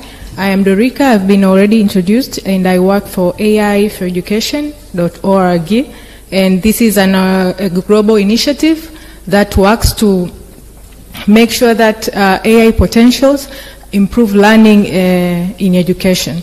So we are working in low and middle income countries, specifically in Pakistan, India, and sub-Saharan Africa. And why do we choose to work in low and middle income countries? It's because we have seen that the digital gap keep on growing. So what we do, I have heard of course, from one of the presenters that are we ready for AI? Of course, my organization, what we do is we are trying as much as we can to contextualize what is happening in high-income countries to reflect the low and middle-income countries. For instance, we are trying some of our AI product to be offline because, yeah, there's a limit infrastructure in terms of connectivity, internet connectivity, and things of the like. But what we do, which is the main work stream, is we do quality assurance. We test and we shape AI products. So there is evidence that shows that most of our AI products, they have scaled out. They are reaching millions of students, in this case specific education sector. They are reaching teachers and students, but they have no evidence of improving learning. So this is a big challenge, especially in Africa, because we are now adapting this AI, large language model, AI products without even having knowledge if these things works for us and how best we can contextualize. But we're also helping, for instance, currently we are helping the government of Kenya refining the AI adoption strategy. And also we are working in Sierra Leone. We have developed a chatbot where teachers, inspectors can communicate because we have a challenge. I know some of the people that are in the education sector, some of the schools are not being visited for a number of probably years, depending on the places. So we have now in a testing phase. We are testing to see if sometimes a teacher and inspector can communicate through that platform. You really don't need to visit, like you have, inspectors have sometimes loads of school that they cannot reach out, but currently now they can communicate with the teacher. I have maybe 10 schools or 100 schools. I can communicate, I can train them. You don't need to like having a continuous development trainings. You can be trained through inspector and teacher through that platform. And we are trying to make it offline, like if there is no internet, let's say in some of the remote area, they can still communicate, because this is also depend with the data that you're feeding. In Tanzania, we are about to launch. We have already started. We are in the preparation phase. Voice AI. We want to come up with a reading assessment, early grade reading assessment tool through Voice AI, and this we'll do by contextualize. We will not using some other data. We will use data from Tanzania children from 5 or 6, depending with the grade they are, from grade 1 to grade 3. We will take the data, then we will process the data, and then now we will not have issues with assessing, like going somewhere physically to assess the reading literacy level of a child, and this we will use in Swahili language. So this will be solving this problem of, okay, we don't have fund to do different assessment. So on daily basis, even the teacher can use the AI model that will develop through that to assess the reading level of their children or students. Okay.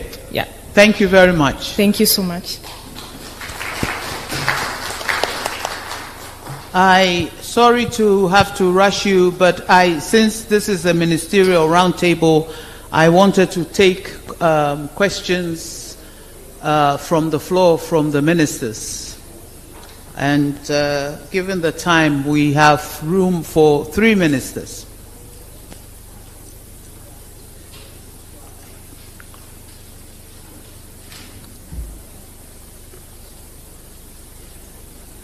Yes, representative from Cameroon is one. Do I have any more before I give her the floor? Mauritius? Okay, so we have Cameroon first, followed by Mauritius. Madam, you have the floor. Thank you very much, Chair, for giving me the floor, and thanks to all the previous speakers. They have really ignited a spirit in me that I was hoping to come and get fired up here. I am particularly interested in the way by which we really effectively want to have an inclusive e-learning for those who are in the minority. How do we effectively intend to make sure that AI reaches those who are blind, those who are in the heart of the villages? I am the Secretary of State in the Ministry of Basic Education, which deals with, young children. And every village in Cameroon has at least 2 primary schools. But then accessibility has remained a problem. The cost of even providing the solar systems have remained a problem.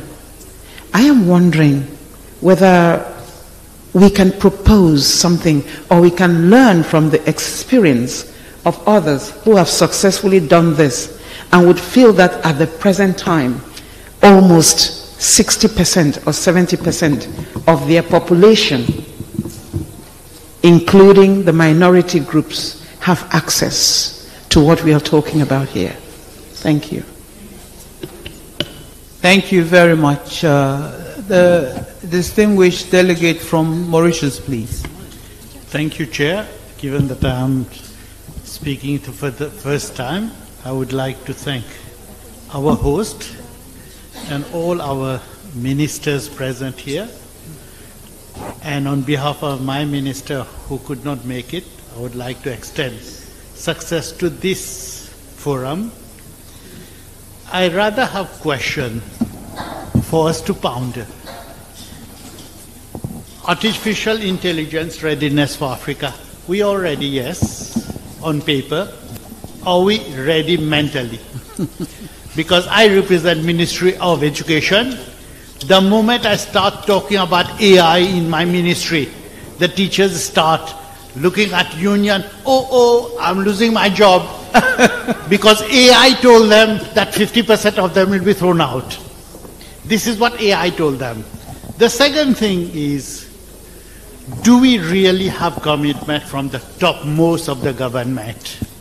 Do our ministers, forgive me for saying so, do our ministers, prime ministers, president, understand that there's no two ways about it? AI is the solution. There's no two way. So if they don't know, we need to teach them some AI. The other thing is, how do we deal with the resistance at all levels? Not only policymakers, but those life which we affected. I was from Ministry of Health previously, and my doctors told me, you know what, I'll be replaced. I said, really? If AI will operate on me, I don't want to be interested to be dying in front of AI. I rather die in your hands. So all these are resistance, things which are affecting our daily life. Do we have a master plan for Africa to train all my stakeholders where vulnerability is the essence? I'm vulnerable. Everyone is vulnerable. Madam Chair, forgive me for saying that. You could also be replaced very soon. So these are things we need to talk about and be honest about it. Are we ready? If we are not, let's put a time frame. Are we talking of 1 year, 2 years, 5 years? But after 3 years, madam, we are no more in this IT world. So our long term is 3 years. Let's talk about midterm, 1 to 3 years. Thank you, Chair.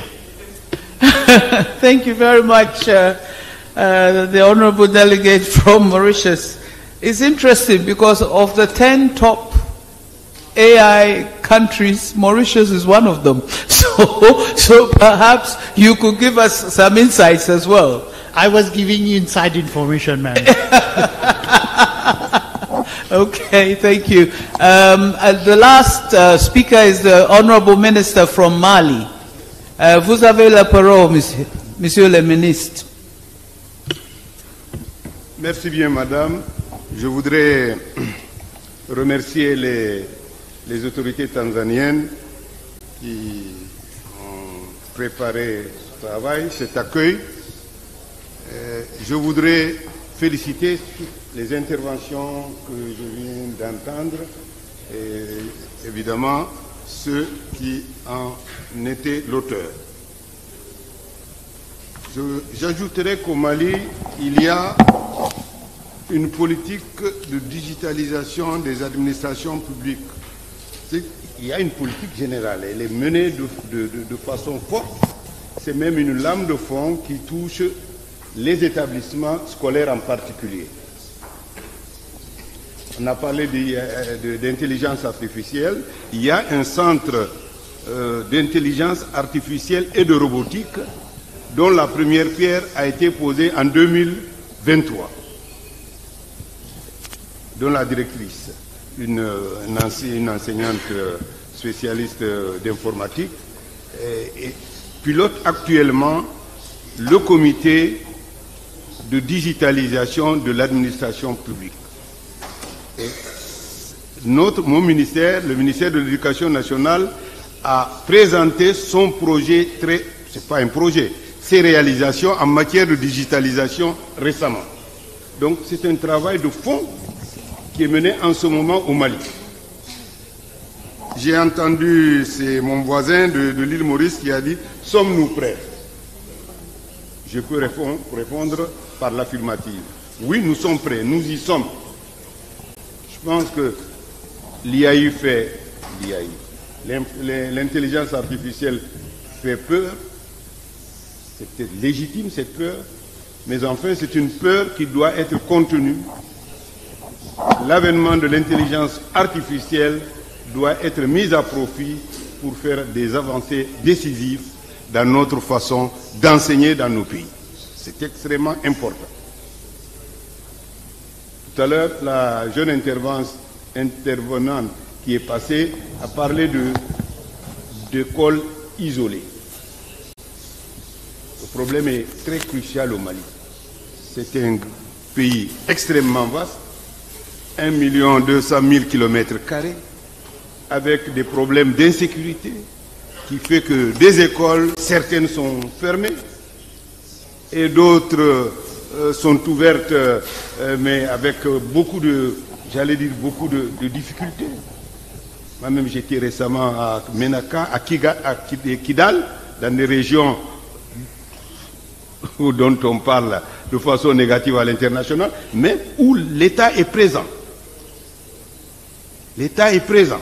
Le travail qui s'y fait, c'est un travail certes difficile, mais c'est un travail dont les acteurs sont déterminés à poursuivre les objectifs et à les atteindre. Voilà ce que je peux dire. En matière de digitalisation, réellement, c'est une lame de fond qui est en marche au niveau national, au niveau du Mali. Je vous remercie.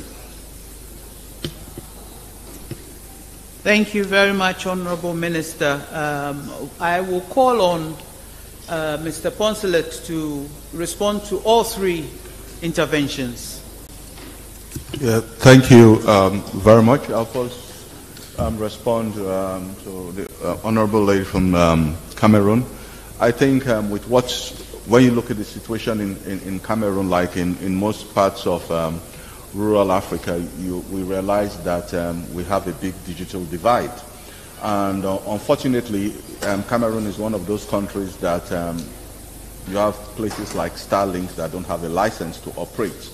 But the good thing is that within your regulatory agency, you have the universal access policy, whereby you can work with the regulatory agencies to get them to at least set up community networks whereby players can come together.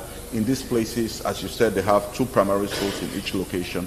And with these community networks, it's not only the primary schools that are benefiting, but also the informal sectors. And then you have a very good startup community in Cameroon, whereby you can get them to create local content designed for appropriate use of them. And with AI today, we are able to create humanoid robots using generative AIs to be able to do a lot of the things you want to do with early childhood education. So there's a way around it, but there has to be synergy between what you do at EBC level and your regulatory authority, which work with the mobile network operators for that to operate. So that's my little contribution. It might not answer all your questions, but I believe that with stakeholders working together with equity, it can happen. In terms of the gentleman from Mauritius, I believe, your country is always cited as #1 in AI readiness in Africa. And we should realize that if you look at 2006, Time Magazine, if you go back to 2006, Time Magazine gives Person of the Year as you. And you come today, that was 2006, because the you was people creating content. And you look at 2006, and I dare say that 2024, 2023, even the years of the COVID up till now, has been you, because most of the things we are talking today has been created by humans, good, bad, or ugly. So we have to look at AI as a tool. It will not replace human intelligence, because at the end of the day, I always tell people, if you want to give a very good example of how you can train a model, look at your dog, if you have a dog. The same species of dog, different people will train them, and there's different outcome. So it depends on how we train the data, and in Mauritius, you have a very robust strategy, and that is what the African Union AI strategy modeled after. So I don't think there's a problem. Where the problem comes, like I was talking to the Permanent Secretary of Education at your ministry, and he complained about deep fakes. There's a lot of revenge porn happening. You know, so we have to, and that's a different ballgame, you know. So there has to be firewalls, there have to be online safety in schools. We are lucky we have the people from the digital school here in UAE. You check their platforms, all those are things that are well protected. So we have to have within our spaces that we know that online safety is key. And a lot of people wonder about that, but it's not just about bringing the infrastructure, but it has to be the safety elements. For what is happening in Mali, I think is tremendous. The startup industry is doing well, and what I will encourage, because you have your submarine cables coming from Cote d'Ivoire, and when you look at what is happening, like I was in Timbuktu 2 years ago, you discover, I saw a madrasa, that's an Islamic school, and they were using technology, e-learning, from the university in Casablanca. You know, and you wonder, but you look at it, that you ask yourself, why Timbuktu? But Timbuktu used to have one of the first African universities, if not the first. You know, traditional African universities using the madrasa ecosystem, and a lot of things can be learned from what you guys are doing. And the local ecosystem, especially promotion of local languages like Bambara and Mandinka, that are used in rural areas, has to be incorporated in your digitization program for marginalized communities, because people forget that it's not English, French, or Portuguese, or Arabic, but we have our indigenous languages. Tanzania is a very good example of how Swahili has been adopted, and that's the problem we have in a lot of parts of Africa, whereby we have not really put our lingua into our system to go online. Thank you. Thank you very much, Consulate. There's a lot of information there, and I think that it would be interesting for us to take this outside of this of this environment. But yes, for us, is one of the countries that we look to. I was personally involved in the creation of AFRINIC, which was a data center, because we realized when I worked for the UN that data was going to be a huge challenge for Africa in terms of even leapfrogging the ICT revolution, even then, way back then. And so we put together AFRINIC, and Mauritius generously offered to host it, simply because no other African country at the time could. You had the infrastructure, and you continue. You are one of the countries that have successfully deployed 5G. So there's a lot to be happy about, but yes, we take on board some of the skeptics and some of the challenges, as always. Yes, we realize that. Okay, thank you very much. We're moving on, actually, to the centrality of data. The last session, where we want to talk about the centrality of data. We know that without data, our preparedness or readiness is going to be compromised, as we've all talked about. And there's a real problem.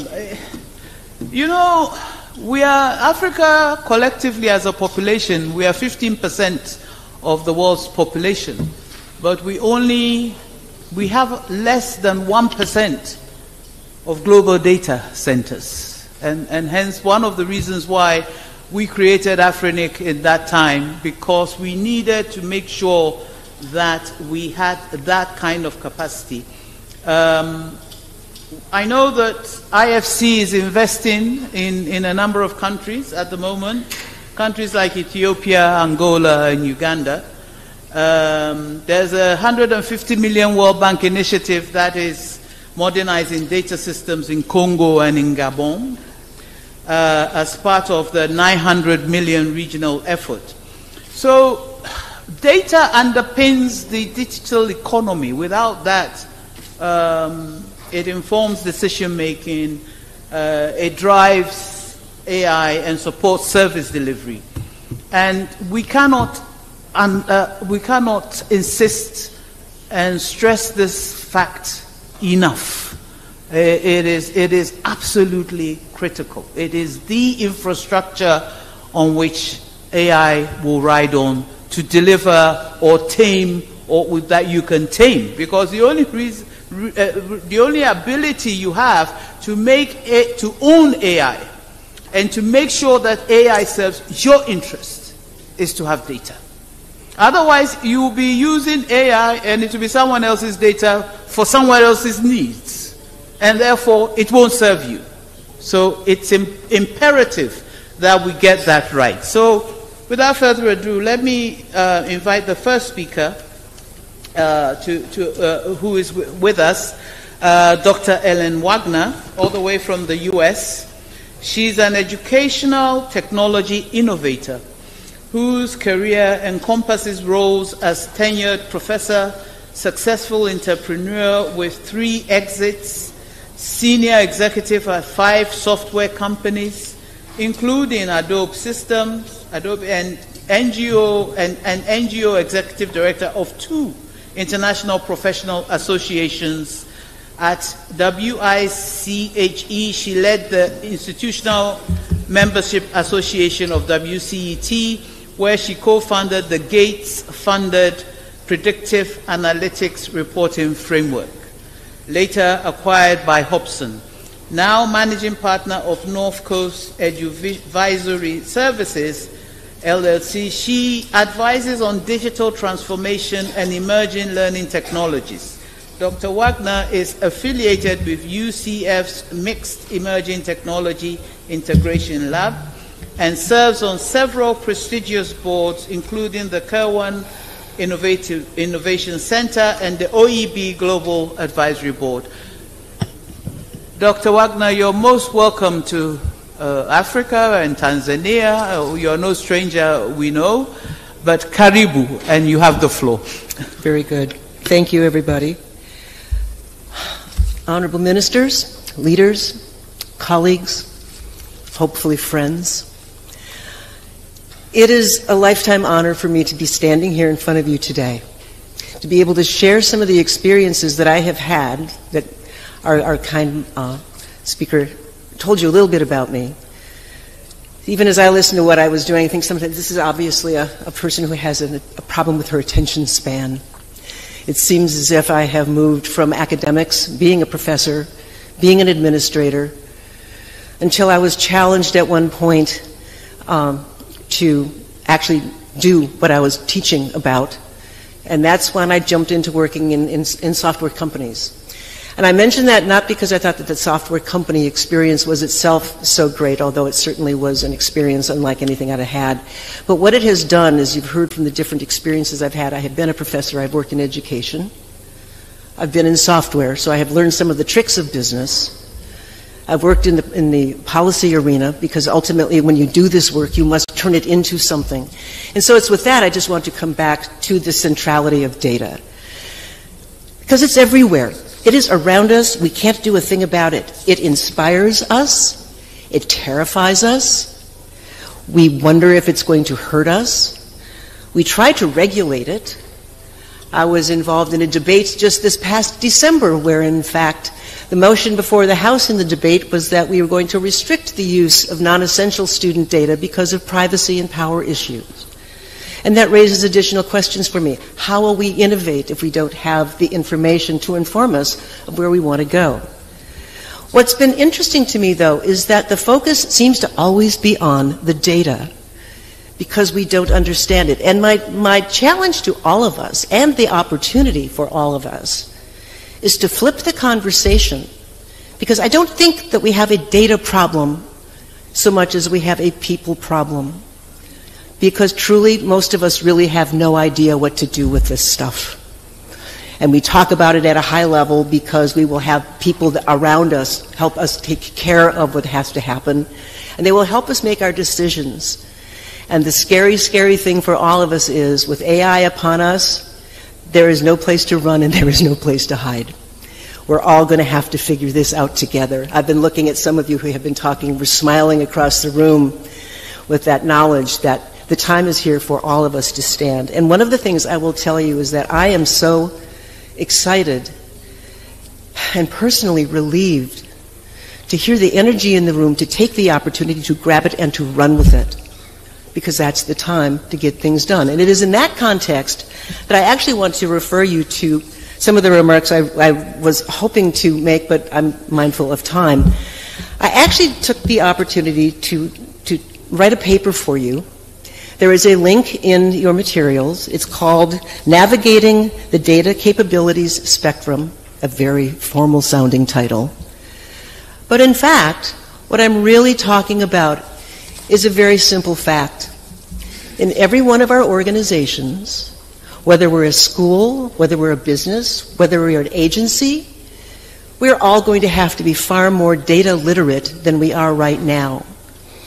And it's going to be us taking responsibility for our own literacy, because without that, we can't make simple decisions. Some of the points in data literacy that you will find in the paper will be talking about the conceptual understanding that everyone in your enterprise must be able to demonstrate. Because without that common foundation, the ability to turn these ideas into things that matter to organizations is challenged. But let's talk about another layer of activity that must go on. In addition to data literacy, there's this notion of data proficiency.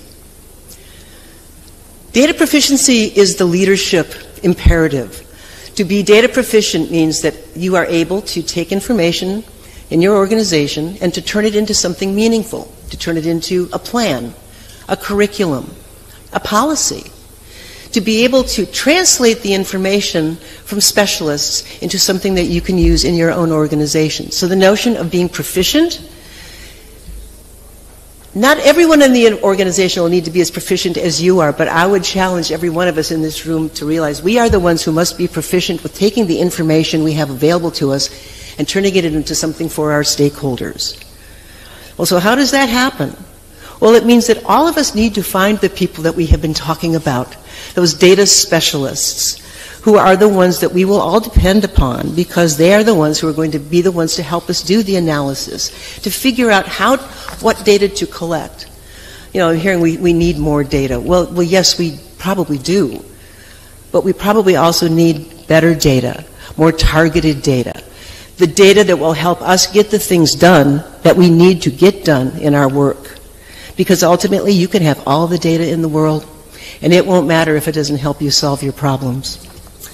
So with that, I just want to, a brief little story, sort of an inspirational thing. What I've been really enjoying is hearing the interest in what I would call a coalition of the willing. Everybody in this room is willing to do something different. Everybody wants to grab that opportunity. Bringing everybody together to do that makes things a little bit easier. You heard a brief mention of the fact that we did do a very, very large data project thanks to the funding that we got from the Bill and Melinda Gates Foundation. So I want to just tell you a little story about that.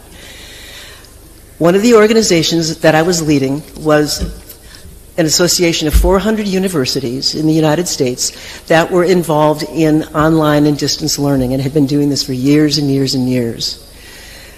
They were the people starting to work with the data, because in online learning systems, you know, there are all those platforms, all that technology. Every keystroke is a piece of information. So all this information has been gathered in our learning management systems and in the various other IT systems. And so I had several of my members come to me and say, Ellen, we think we can build a data set where we're going to be able to find all the students in our schools that are going to be at risk of dropping out. Well, that's a pretty powerful statement. But I had many, many people telling me that this would work. So we made a little trip up to Seattle. We went to the Gates Foundation, and I presented this to some folks, along with some others. And they listened very patiently, and they said, oh, no, you probably can't do that. And we said, yes, we believe we can.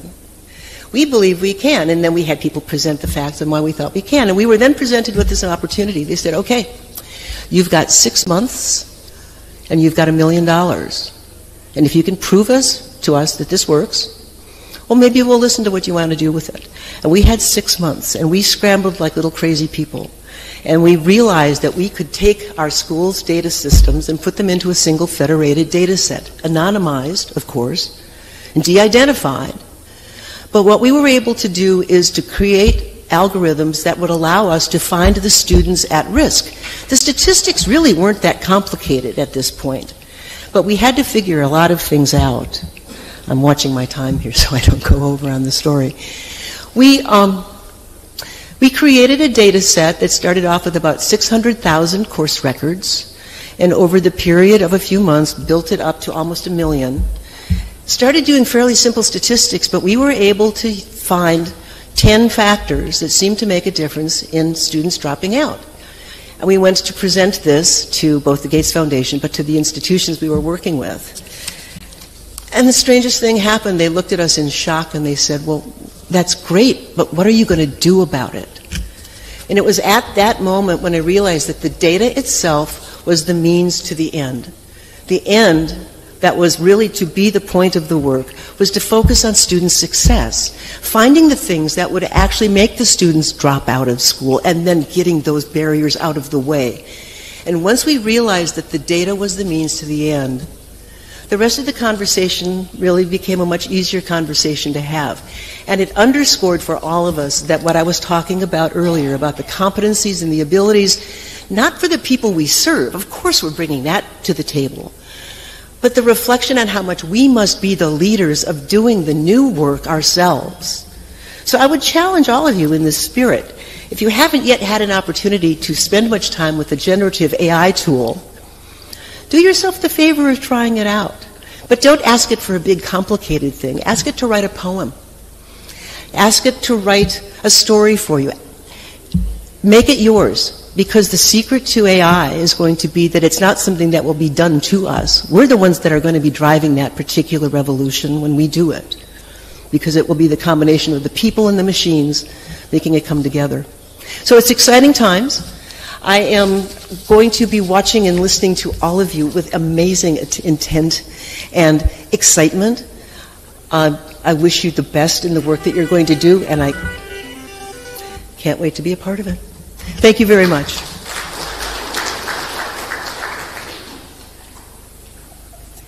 Thank you very much, Dr. Wagner, for inspiring us, and we will indeed take on the challenge. There's a lot to be done, but you have made it, simplified it, so we know how to go about it. Thank you so much. The next speaker is a respondent. We have Honorable Nomalungelo Gina, Deputy Minister, Ministry of Science, Technology and Innovation of South Africa. She is an outstanding leader, as you can see, a committed public servant, and a passionate champion of education and economic transformation. Born and raised in South Africa, her life journey reflects resilience, dedication, and unwavering commitment to serving the public. Growing up in the rural village of Ndedwe,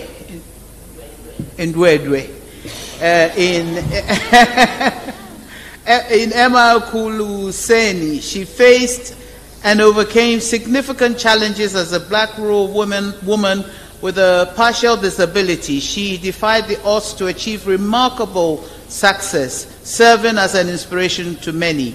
Her academic journey began at Inanda Seminary School, where she obtained her National Senior Certificate. But driven by a passion for education, she pursued a teaching degree at the University of Zululand, which she completed in 1992. She later advanced her studies in management from the University of Witwatersrand in 2015, and she earned another master's in public management from the University of Venda, and is currently pursuing a PhD in public administration. A true leader, I must say, Honorable Gina. So you began your professional career as a teacher, serving diligently in the King Seswayo district in KwaZulu-Natal, and of course your commitment to education and community upliftment have led you to actively be involved in the South African Democratic Teachers Union, where you've had several roles. Honorable Minister, you have the floor, please. Thank you very much to you, Doctor, our program director. Let me greet all the ministers here, greet all our officials that are here, our ambassadors, our high commissioners that are here. Let me just summarize and say good afternoon to you all, ladies and gentlemen. It is really a pleasure to be part of this e-learning African Ministerial Roundtable. And as South Africa, we are really honored to be here, to have sat and heard all the presentations. For me, there is so much that we are learning as the country, but also what is important is to say when we gather like this, as the continent, there is so much that we need to share. Before I even touch on what I'm here to say, I was excited when my brother from Mauritius was asking the questioners to say, are we ready? Then seated here, my mind galloped and said, are we ready? But I came to the conclusion as to say, we are more than ready. As the continent, we have to be ready. Our gathering here, it's for us to say, we are ready. We might not be there where we want to. The paradigm shift, our working on our mind, there's so much that we need to do, but we are ready. We need to be globally competitive. We need to talk to those careers of the future. We need to prepare our continent to take part in that. But basically, my answer to that is we are ready despite of all the challenges that might be there. We must sit around here, discuss and look at the challenges as to say how can we confront them for us to pave a way forward as the continent and say, there we are as the African continent. This is what you are bringing to the globe. So we are ready. I'm just here to respond and say, just to share a little bit on what we are doing also as a country and how can we contribute towards the development of the continent and how can we best share our experiences as we are here.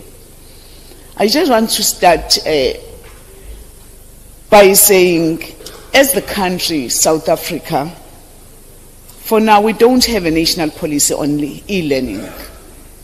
But however, there are several policies and initiatives that we have to promote the digital education, and I'll just mention one or two of those that are chief amongst others. In 2004, we came up with a white paper on education. This policy was one of the earliest one that government came up with in the efforts to promote e-learning in South Africa. It aimed to equip schools with ICT infrastructure, to improve digital literacy among teachers and learners, and to integrate e-learning into the curriculum. Remember, I said it came into being in 2004. However, in the implementation part of it, we have been very slow as a country.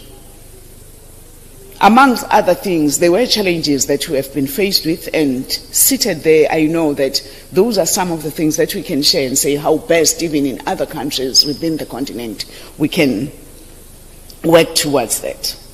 One challenge that we are faced with is the infrastructural challenge. Another one is the cost of data, which remains the major obstacle in e-learning in South Africa. But as the government in South Africa, we did not sit back and say these are challenges and there is nothing that we can do. There are several initiatives that we came up just to try and mitigate the challenges that we had. The first one, we came up with South African Connect project, which is led by the Department of Communications and Digital Technologies, What was this South African Connect project doing? It aimed at connecting all the public schools and other government sites to the internet. We have made strides there to say what is it that we can do to mitigate. Also, the ICASA regulated the zero rating of public benefited rated websites, which means users do not have to pay for accessing a certain website through their mobile data. This is a policy that is aiming at increasing the access to online information and resources, particularly for those who may not be able to afford the data cost, of which I will touch on that because it does affect us, and I know it affects a lot of us through the continent. The South African government introduced in 2012 the National Digital and Future Skills Strategy to develop digital competencies among citizens. This strategy supports e-learning by promoting digital literacy, online safety, and the use of educational technology to enhance learning outcomes. We all agree seated here that data is central to the function of e-learning platforms. Other underlying technologies and infrastructure are crucial, such as cloud computing, large data storage infrastructure, AI and machine learning, mixed reality and digital twins, and cybersecurity and blockchain. For the sovereignty of us as the African continent, we really need to build these digital capabilities that we have as the continent in these areas that I've just mentioned. In South Africa, the department that I come from, the Department of Science, Technology and Innovation, we have taken the initiative on this, and in South Africa we have identified 5 technical or natural science domains in which to build digital capabilities, and these are, the first one is artificial intelligence, robotics and cybernetics. 2, mixed reality or digital twin. 3, modeling and simulation.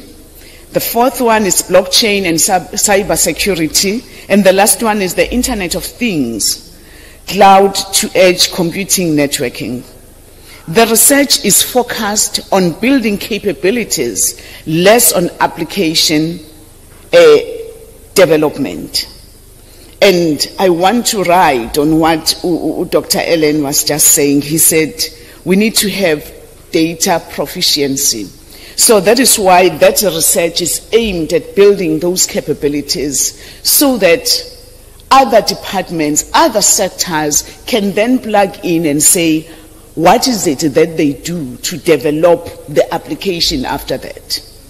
We always say, and I always say, that is the best part of us as seated here when we say we are the Department of Science, Technology and Innovation.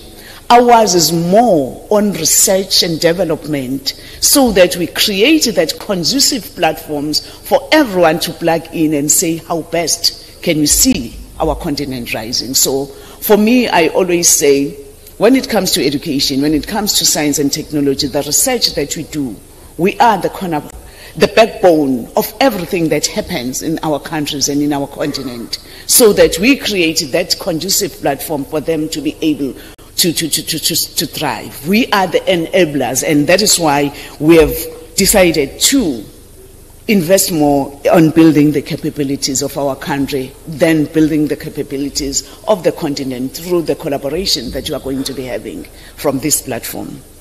We recognize the use of the emerging technologies such as blockchain in the education space. Blockchain technology is increasingly being adopted in the education sector for various innovative data-enabled applications, which include academic credentials verification by creating records such as academic transcripts and credentials on blockchain.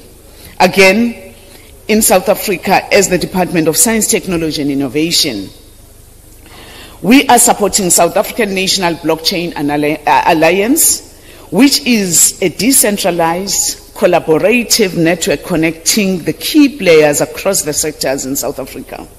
And we support them in a number of proof of concept in the use of blockchain in the logistic, supply chain management, when you go to agriculture, micro-credentials and education, and in so many other sectors. Can I just touch on one case study that I want to share with you? That it's one of the highlights when it comes to the power of data in education. Several case studies highlight the power of data in education. One of them that we have come up with, it's what we call the Data-Driven Districts program, the DDD program, which was launched in 2012 through partnership between the Department of Basic Education and the Michael Susan Dell Foundation. This DDD program aims to improve pupils' performance by increasing the quality, the availability, and the usage of education data. The implementation involves collecting school-level data from South African Schools Administration and Management System, that is the South African SAMS, and visualizes it on the DDD dashboard and the web-based reporting and analyzing tool. This DDD project dashboard provides the real-time attendance, the assessment, and the progress data from all over the 22,000 schools that we have in the country, helping the education officials make informed intervention and decision. And it has been tried and tested. It's making the work of the schools a little bit easy. And I wanted to make this example just to emphasize the criticality of data, the centrality of data, and to prove that it's something that can happen through the challenges, out of all the challenges that we might be having. Also, recognizing the centrality of data in the digital economy, one of the programs funded through the Foundation Digital Capability Research Platform is the Center for Artificial Intelligence Research, which is a distributed South African research network with 10 established and 2 emerging research groups across the public universities that we have. Again, as I'm mentioning such, for me it says, how do we build our continent? How do we make sure that with the bases and the basics, the infrastructure that we are trying to develop as individual countries, but this does not only benefit one country. What is it that we can do, all of us, to collaborate and make sure that we have a muscle as the countries? What is it that we can do to say, how best do we share on the infrastructure that our countries have developed? How can we all work together to make sure that our continent grows? When we come to the national policy on data and cloud, South Africa has a national policy on data and cloud, which is a framework aimed at efficiency management and utilizing data through cloud computing technologies. Its key principles include: 1, accelerating the rollout of digital infrastructure to ensure fast, secure, and reliable broadband connectivity. Secondly, to ensure data privacy and security. Also, to promote open data and data interoperability and adopting a cloud-first approach, and also capacity building and skills development to encourage the adoption of cloud technologies and data management practices across all sectors.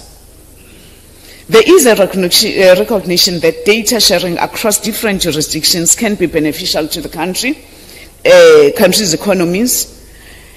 South Africa is part of collaborative economic development initiatives like the African Continental Free Trade Area, where we are saying the African Continental Free Trade Area and its digital trade protocol aim to boost intra-Africa or intra-African trade, particularly in digital goods and services. This is achieved by establishing a unified regulatory framework for digital trade, reducing barriers and promoting interoperability between digital systems across the continent. And we really want to emphasize that without us doing that, without us coming up with those regulatory framework, it will be difficult for us as the continent to make sure that we reach there and we realize even the goals of the African Free Continental Free Trade Agreement that we celebrate and say we are going to be making and reaping fruits out of it. South Africa has several legislation, policies and regulations that concerns data and related matters. Two most amongst are the following. One is the National Cybersecurity Framework Policy that was developed acknowledging the cyber threats that could undermine the national security and economic stability. And I know everyone who have been touching on the issues of cybersecurity. We have tried to come up with something, but still needs to be developed, and we can share the experiences on that. And another one is the Protection of Personal Information Act that came into being in 2013, that is well known and famous and known as the POPIA.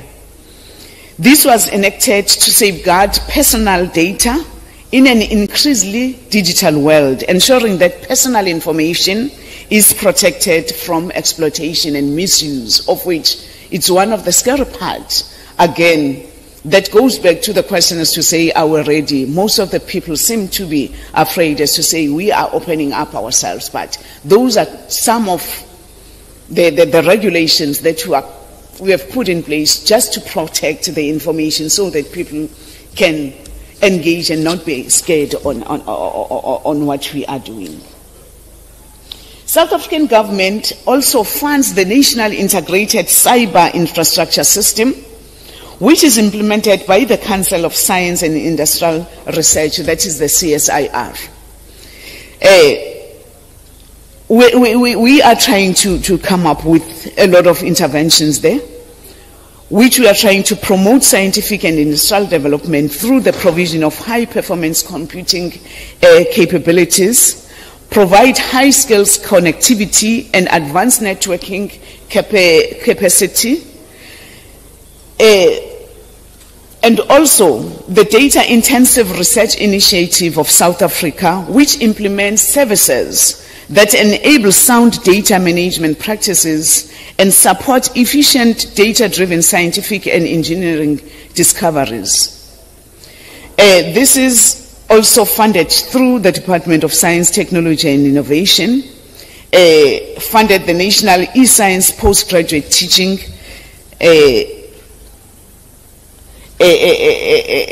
platform. As I drive towards my conclusion, Program Director, really, as the continent, my parting shot will be, let us communicate with our regulators in the African countries, communication regulators, in making sure that we use our authority to force all our telecoms company to commit to the zero-rated charges data for education-related data cost.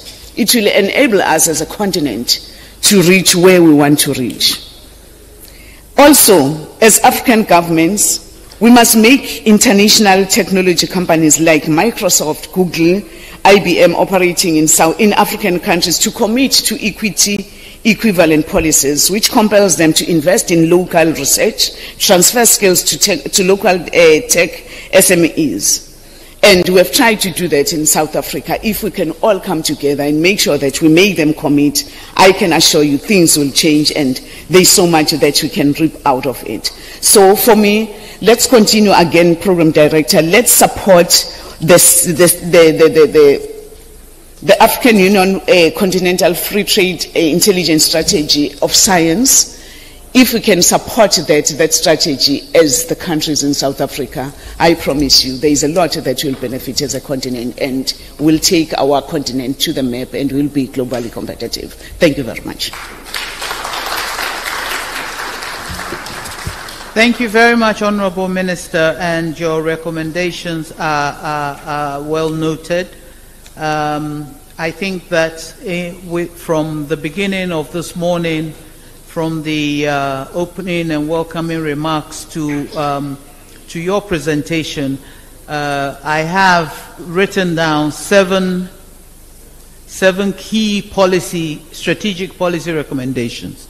And they are: 1, expand infrastructure to support AI and data readiness, including local data centers and robust internet access. Promote regional alignment in AI strategies to increase funding and policy coherence. Integrate global benchmarkers, e.g. AI readiness indices, into national planning and monitoring. So far,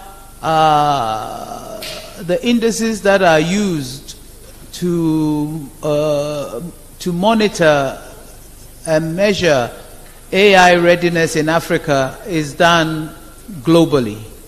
We ourselves don't have our own way of monitoring and measuring our progress. So we are subject to the indices from outside. So I think that this is a very strong, important aspect. The benchmarking has to be adapted for African interests. We need to integrate digital and data skills into national education agendas. Very important.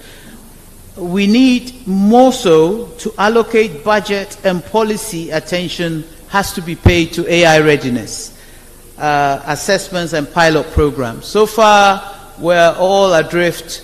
You have projects here and there. There isn't a coherent national movement in this regard.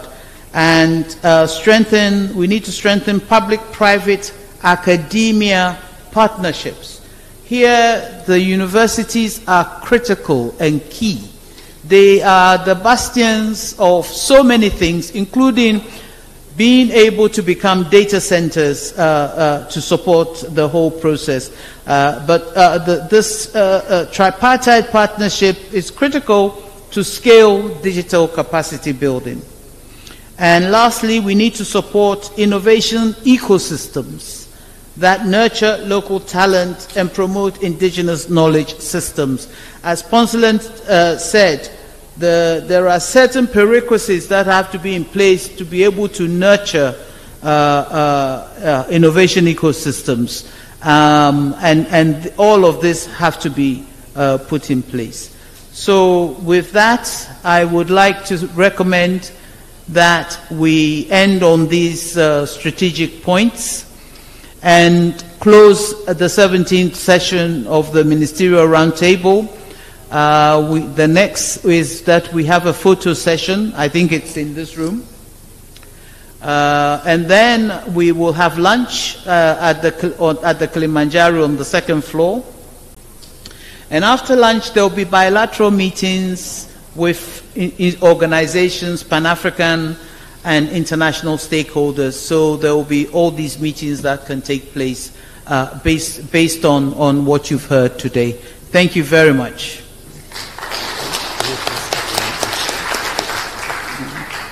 Can we have everyone on stage for the group photo, and maybe they can remove the dais for us to give space?